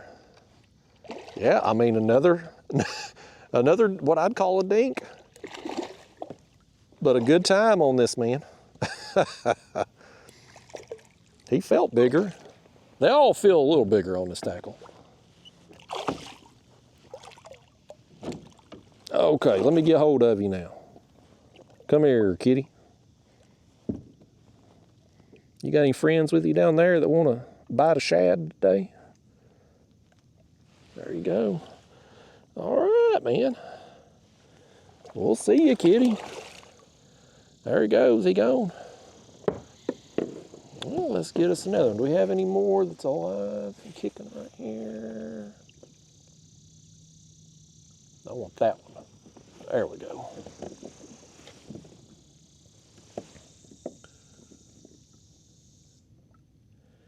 Open up, shad. There you go. Well, his gills are moving. There he goes. Now he's moving a little bit. Go down there and wiggle down there along the bottom, shad. Oh, I gotta back us up again. There we go.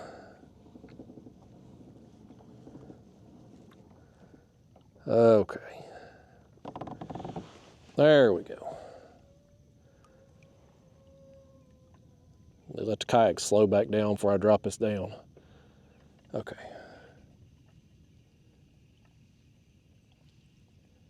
Down it goes. How many fish? I wonder how many. I should have kept track today. How many we've caught. It's been several. Surely we're probably in double digits by now.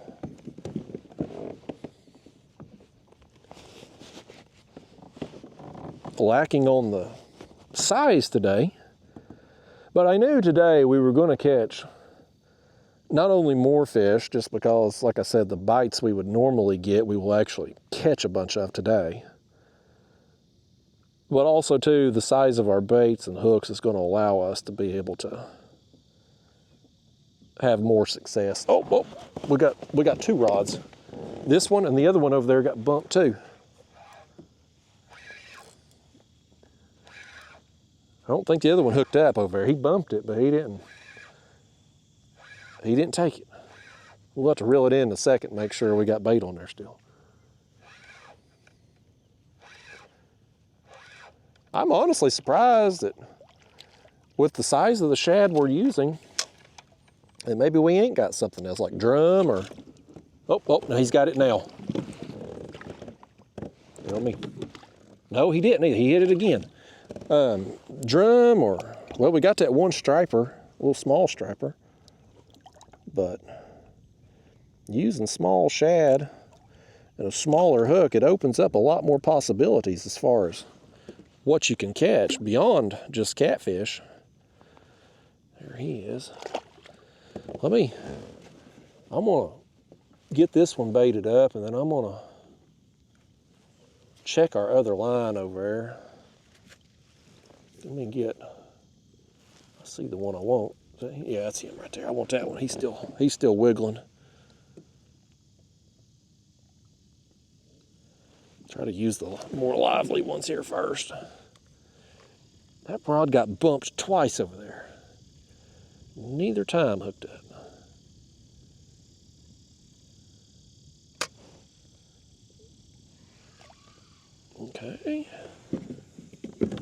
reel this one in as I back us up. That wind now is wanting to push us up on the bank.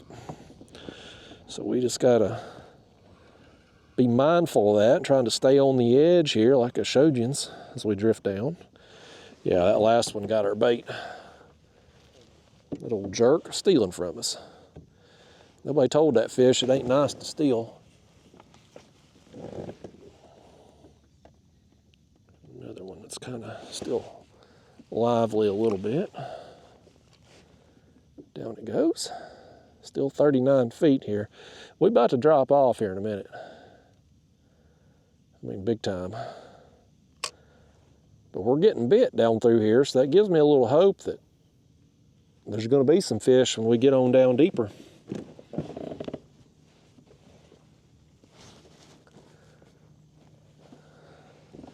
We've got enough baits there now, though. I think probably what I'm going to do is drift down to that next creek and probably call it a day. Two reasons. One, it's starting to get hot. As that sun continually pokes through the clouds up there, it's getting hot. And I got a pretty good pedal to get back to, that's the other thing. I got a pretty good pedal to get back to the car. You figure, say 4 hours of fishing at a half a mile an hour, that's about 2 miles. So, take me a little while to get back in this thing since I can't pedal very quickly in it. But one thing about having a pedal kayak is every time you go out on the water, you know what you get? You get a little cardio, you get a little exercise. You know, out here today, drifting down, not doing nothing. But going back, we'll be pedaling against the current, get a little cardio workout in. Some of you don't want to exercise when you fish, and I get it. But if you can combine exercising and fishing, you save a little time.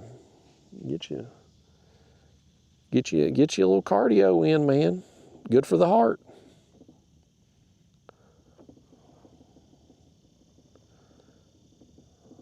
It's going to back us off just a little more. 41 feet. I'm going to give it another minute here, and we'll have to lower them baits down a little more. I want them to be close to the bottom without being on the bottom.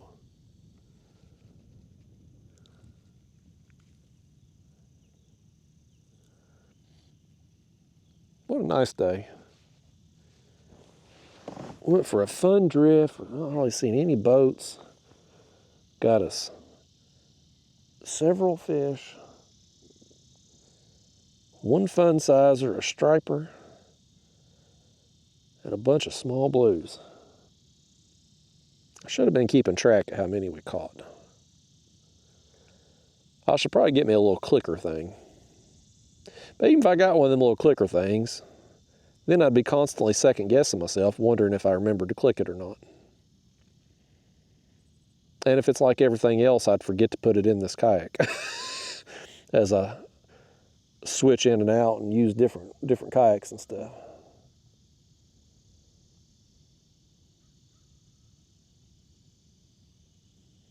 I see some stuff down there on the bottom. It looks like, look at all them right there. You see all that?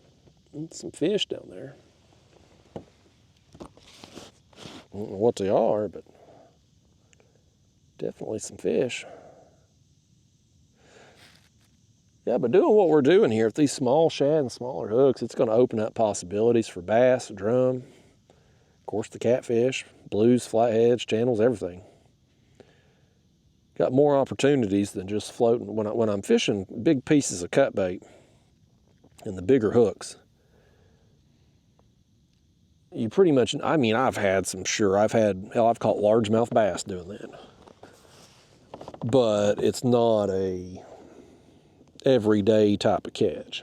Usually when I'm doing that, I'm going to catch either catfish or maybe, left rod. Oh, there we go, buddy.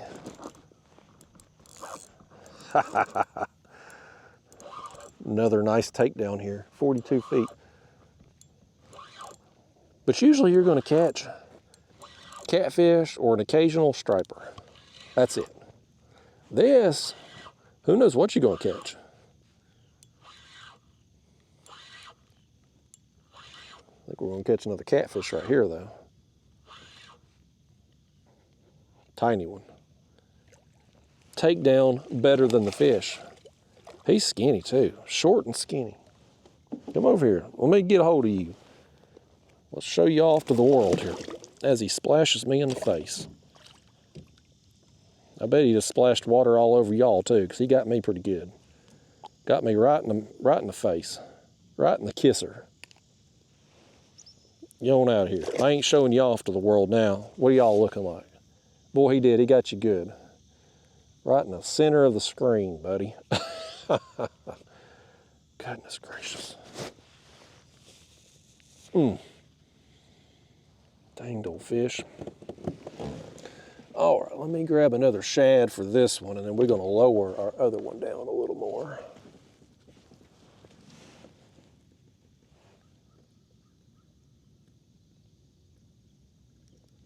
There we go.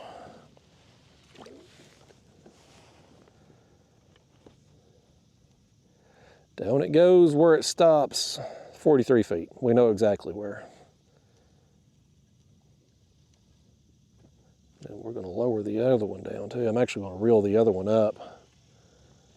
Just make sure it's still on there, make sure it didn't get hit while we were fighting the other fish. Yep, he's still on there, still wiggling. Down he goes, 44 feet now. We're starting to drop off. I gotta back us off a little bit over here. Okay. Yep, we just keep drifting up here closer on this ledge than what I want us to be.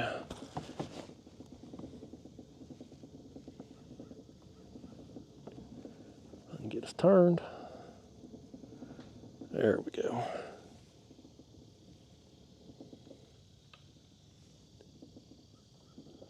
All right. These bluff walls are just beautiful in my opinion. It's amazing how nature just finds a way. I mean, look at these trees growing out of the wall, out of the rocks. They find some crevice, a nut or a seed gets in there, and they grow out these huge trees out of the tiniest crevice.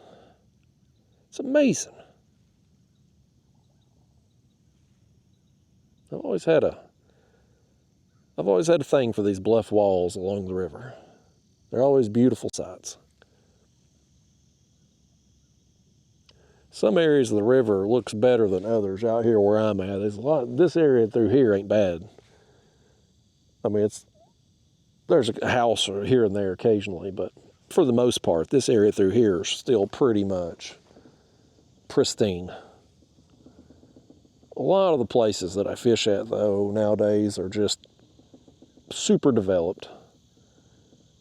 All these houses and marinas and just a ton of boat traffic. And you end up, instead of looking at something beautiful like this, you're looking at somebody's yard with a big dock and a wakeboard boat. And it's just miles and miles of the same, just yards and docks.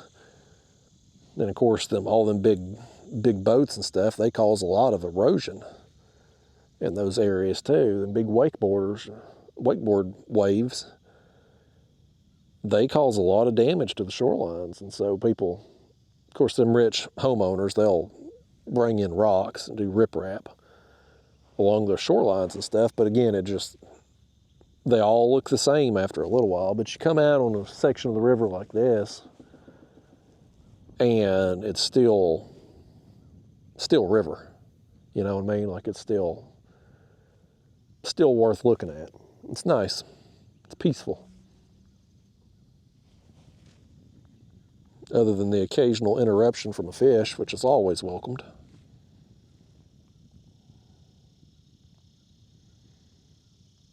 We just ain't really got on them coming down through here. We've had a bite here, bite there, but I feel like we haven't really gone through a big school of them down through here. Honestly kind of feel like we were doing the best first thing this morning, right off that flat, off of the other creek up there. I think that's where we had our most rapid fire action. At least that's how I remember it in my mind.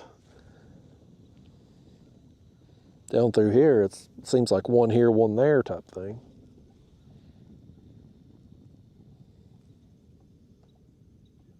But hey, one here, one there, that's better than not catching anything, folks. I'd rather get a sporadic bite than no bites at all. And I have days like that.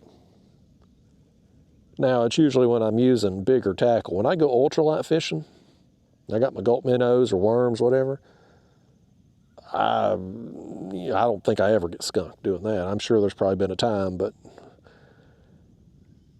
when you downsize stuff, you're going to have way more chance of success, at least numbers-wise. And I'd about be willing to bet, too, if you come out every day doing what we're doing today, especially with the size of the shad we're doing, you'd be hard-pressed to get skunked. You may not catch a whopper,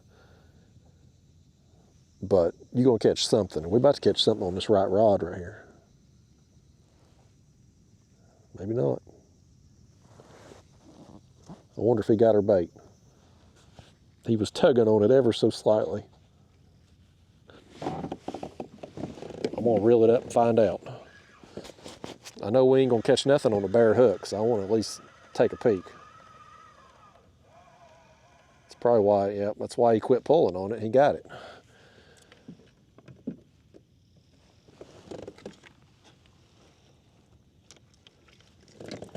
Pick us out one that's still wiggling. That one right there. He ain't wiggling much, but he's still wiggling.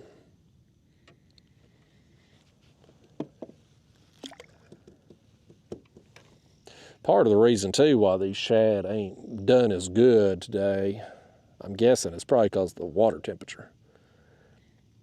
They do better in colder water. The hotter the water, the quicker they are to die, no matter what. And the water, even though it's cooler today than what it has been, it is still pretty warm. Oh, he's already on it right there. We just dropped it down. You saw that, we just dropped it down. We must have put it right on him. Barely got the rod in the rod holder. He's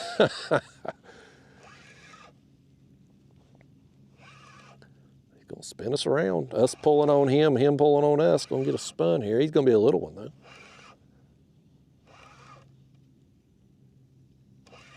Come on up, fishy. There he is. He's gonna get big someday. But he ain't there yet. He's got a long ways to go. Contrary to popular belief, catfish, when they're small, grow very, very slowly. This fish here is, truth be told, several years old. Once they get older, then they really start packing on the weight more. But in their youth, they're slow growing. I can't get that hook out. There we go. He didn't want to give it up. All right, let's try to find another one that's still wiggling here. Any of them still wiggling now? That one's flapping his gills, he'll do. He's moving his lips just barely. Go down there and wiggle them lips on bottom, fish, near bottom.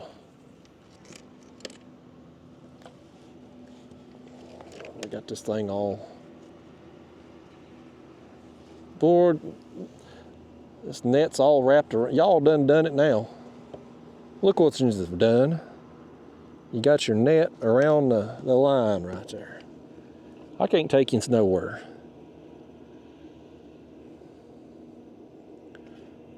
Yeah, I probably won't use this thing again. Good in theory. It would work well on some stuff. The bluegill, maybe things like that. Maybe on days where we're using bluegill, this would be ideal, but the shad, it just didn't work out. Very handy that it fits right in that bucket though. I will give it credit for whoever made that thing to fit the 5-gallon bucket. That was pretty smart. We gotta back up. We're blowing up on this ledge again. Well, I wasn't paying attention.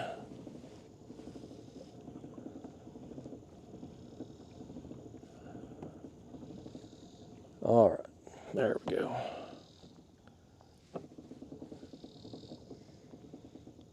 Yeah, we'll get out here. I'm gonna have to lower us down some more. 47 feet out here. We had blown up to 42 feet. You do that, and you ain't paying attention, you're gonna get everything snagged up. Now, we ain't had a snag all day, and that's how I like it. Getting snagged is never fun. It can be frustrating. It can ruin a trip. If you get snagged too many times, you have to break off. Now, our line today, the lighter tackle, much easier to break off, certainly, than my heavier stuff. But boat going by, we're getting hit with boat weight. All right. Yeah, let's lower everything down here now. Let me just check this. So we'll make sure we still, yeah, he's still wiggling on there too. Good. Let's send him down there 46 feet deep. And we'll lower the other one down a little bit. We know that for sure there's bait on the other one since we just put it down.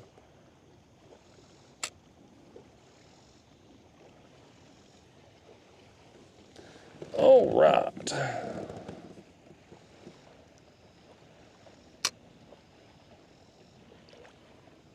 There we go. Back on the drift. As the sun peeks out a little bit, getting hotter by the second, folks. We are definitely going to wrap it up probably when we get down here to this next creek. I just want to see what we can get between here and there. See if there's anything in the deepest part of this. Now, this section of the river here, really this hole that we're about to drop off into, is the deepest water in this area. So if something was hanging out, this coming up here is where it's going to be. I'm curious. Once we get past this hole and past the creek, then it starts to come up shallower again. It's about mid-30s like it was when we started. So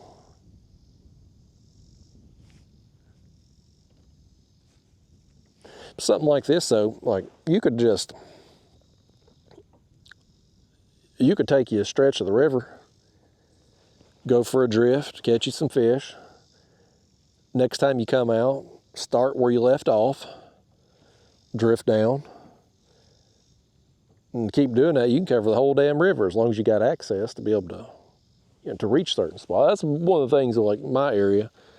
For the most part, we've got pretty good access, but there are some sections of the river where you might have like a public access area here, and then you don't have another one for 12 or 15 miles. So there's some places on the river that, by kayak anyway, are just unreachable for me. But for the most part, the places I want to fish, I'm able to either use a public boat ramp or a place on the side of the road that I can slide a kayak into, a park, places like that I can get within a reasonable distance away. And most of my trips when I'm kayak fishing, and this is true whether I'm pedaling or in my other kayak with the motor, but I'm usually staying within about 2 miles of where I'm launching at. Today I'm going to end up further away just because we started fishing right there where we launched and have drifted down a few hours, so I'm going to end up further away than what I would have if, say, maybe we had launched and pedaled a mile upriver and then drifted down. We'd finish closer to where we started, obviously. But most of the time I'm within a mile or so of where I launch at. And that's just for time-saving purposes. I mean, it takes so long to get anywhere. There's a big splash behind us. It takes so long to get anywhere when you're in a kayak, even if you're in a motorized kayak, because of the limitations. I mean, you're still 4.5 miles an hour still takes a while, you know, to get somewhere. There was another big splash right over here to the right. I don't know what them are. Oh, right rod got bumped. But like, you know, this kayak here, at best, I'm gonna pedal about 3 miles an hour. So it takes about 20 minutes to go a mile. So if you're fishing a spot a mile away from where you launch, it's 20 minutes there, 20 minutes back. That's 40 minutes of time traveling. If you go 2 miles, well, double it. So like today, if I'm pedaling, and I'm going up against the current today too, so probably a little slower, but let's just say I can average 3 miles an hour. It's going to take me 40 minutes to get back to the car today. I might can shave a little bit of that time off just because the way the river has drifted here, like it's not been a straight line all the way down. Like we've followed the contours, but we've kind of went in and around and stuff. I can cut off a little of that just going a straight line back, but you get my point though. It takes a while getting to and from in a kayak, and so you have to plan your trips to either fish close to where you're launching, or if you can coordinate with a friend, you can put in at one place and take out at another. That's something you can do as well if you're going to go on a drift. Just go on it with a friend and park in 2 different locations. Wouldn't be very practical necessarily where I'm at today, because, well, maybe if you made a long drift, a really long drift. Because the launch that I used is on this side of the river. The next closest launch downriver for me and upriver for me is on the other side of the river. So the commute time would be pretty unrealistic to make that work. We got something over here on the right rod again. He's bumping it again. I see some stuff on the graph there. It looks like fish. He's back on it again. That's a light, slow tug, buddy. He's got that rod tip in the water, though. Oh, and he just let it go. Such a tease. Like a girl at the Mouse's Ear Gentlemen's Club. Just a tease. Let's get another. Do we have any that's still moving? Let's see.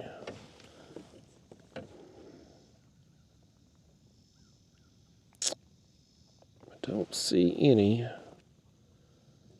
currently moving. Well, that little tiny one. Let's put that little thing on. He's barely flapping his gills. We ain't tried a really tiny one.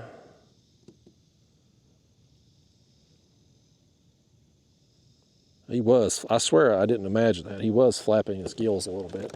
Let's just do it anyway. Just for curiosity's sake. Let's drop that tiny thing down there. Hook's way too big for him, but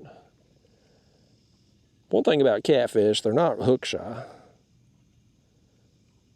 So I got to lower that other one down too. We've dropped off now. We're 50 feet deep here now. We're starting to really drop off. Let me just check this thing.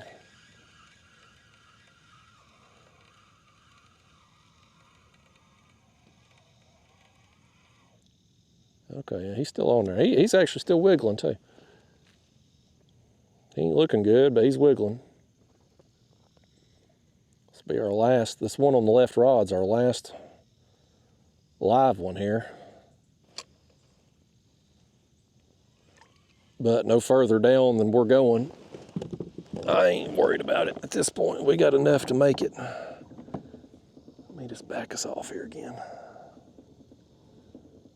And I mean, hell, we could have used the cut bait out here. Or just, you know, use them whole like we were and take them with pliers and making them bleed a little bit. That's fine. But the live baits, I thought might open us up a possibility to catch something else too that we come across. And it did. It worked on we got that striper that we probably wouldn't have gotten. We might have. I catch some stripers on cut bait and stuff, but my guess is we got that striper probably because we dropped a live bait down there. So I wanted to try to use them alive, but those in that thing there, they're dead now, and we're just going right here past that next tree that you see right there in the water.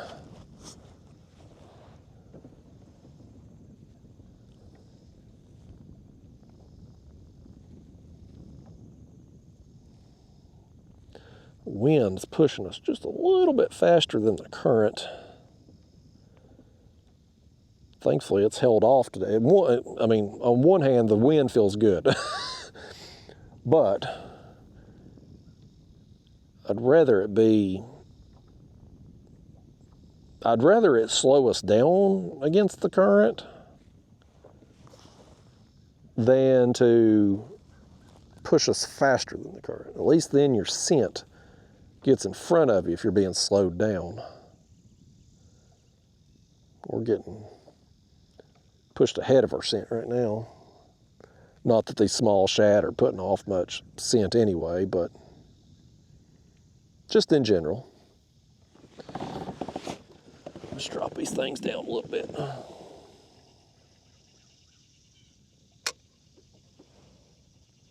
53 feet here, so I want to lower everything.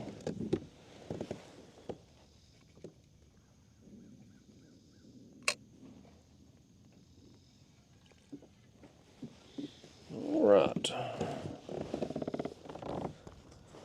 There we go.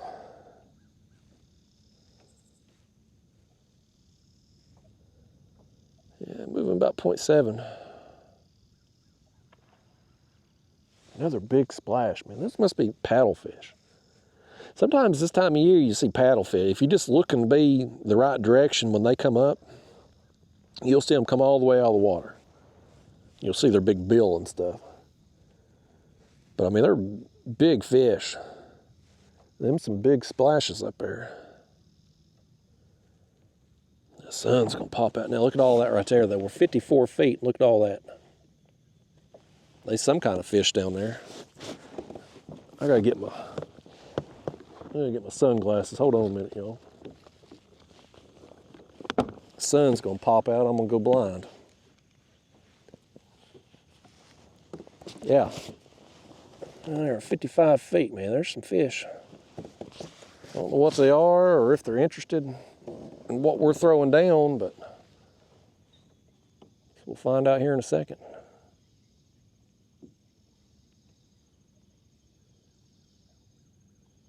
We're fishing bottom of the food chain stuff, so I feel a lot more confident. A lot more confident in getting bit the smaller the bait we throw. But we're going through them right now. They don't seem, ain't nothing been touched right now.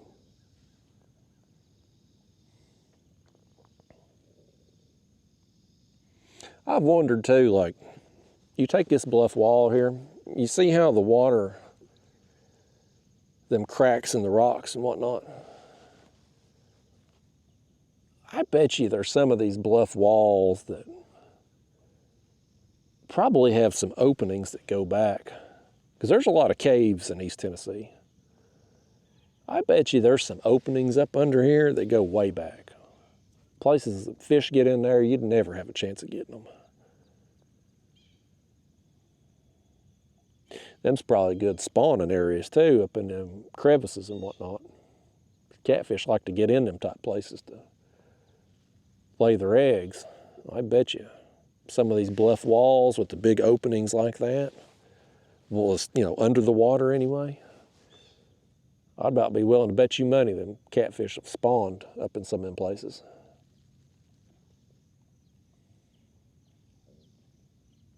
There was some shad or something getting chased right over there. You see them? Look over there at the shoreline.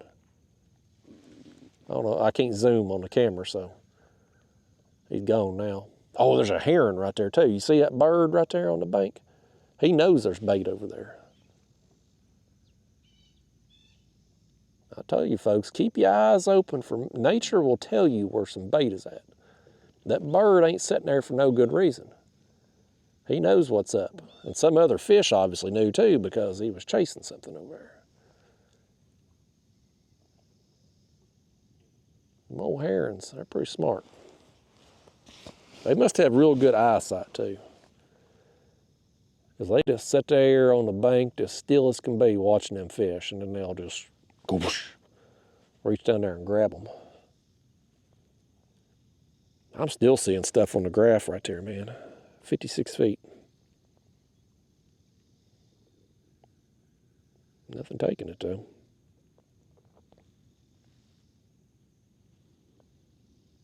Makes you wonder if it might be, I brought up paddlefish, hearing them big splashes.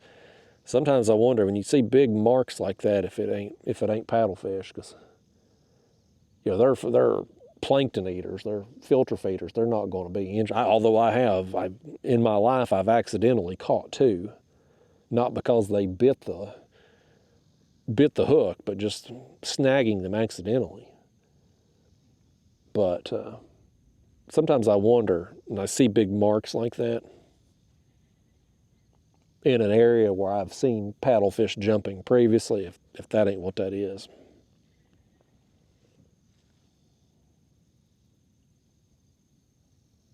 We had nothing down through here in the deeper part though, have we? I mean, nothing. Of course, that one over there on the right's a little tiny shad, but this one over here's got some size to it, and he was still wiggling last I pulled him up.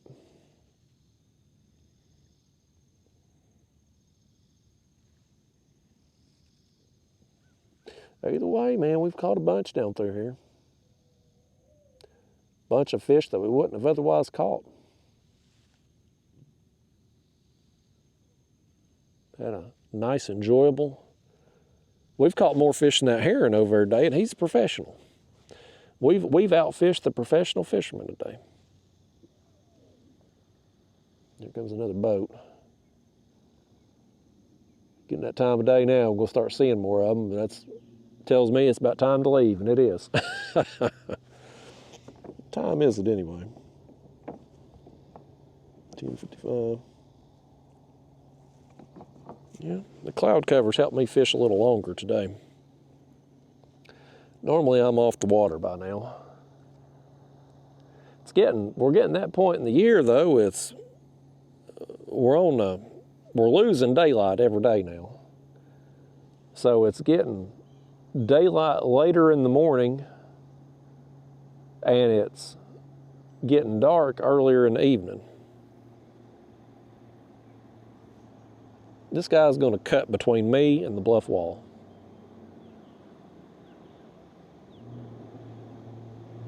Okay, there he goes. Now he's going to go behind us. I was like, really? Is he really going to cut between me and the bluff wall? Thankfully, he made the smart decision. Go behind us. I've seen people do dumber things. There ain't much courtesy left in this world. Kind of goes along with all the nonsense we was talking about there earlier with just people being so mean and negative on social media and stuff. It's the same way in real life. They just ain't much courtesy happens out on the water anymore.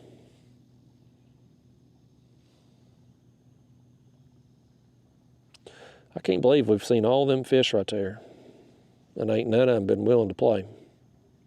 I mean, who knows what they are, but still.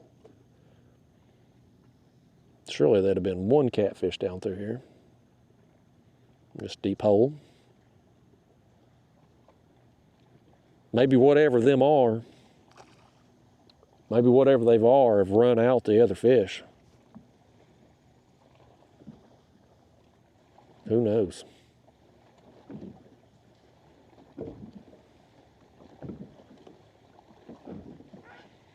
Either way, today has been a fun change of pace.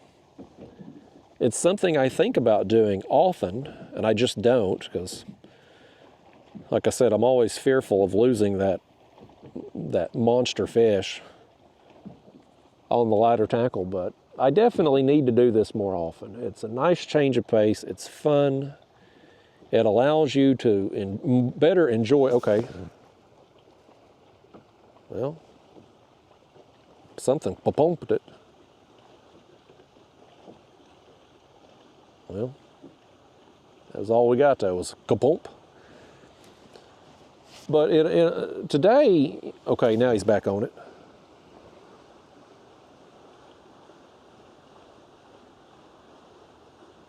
Well,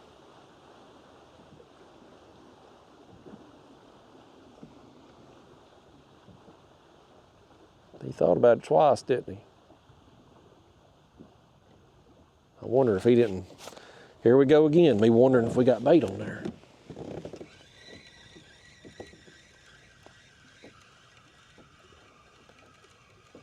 Let's see what we got. He is still on. He ain't alive no more. We'll send him back down anyway. Because by the time I could switch him out, we're going to have to be raising him up anyway, because we're going to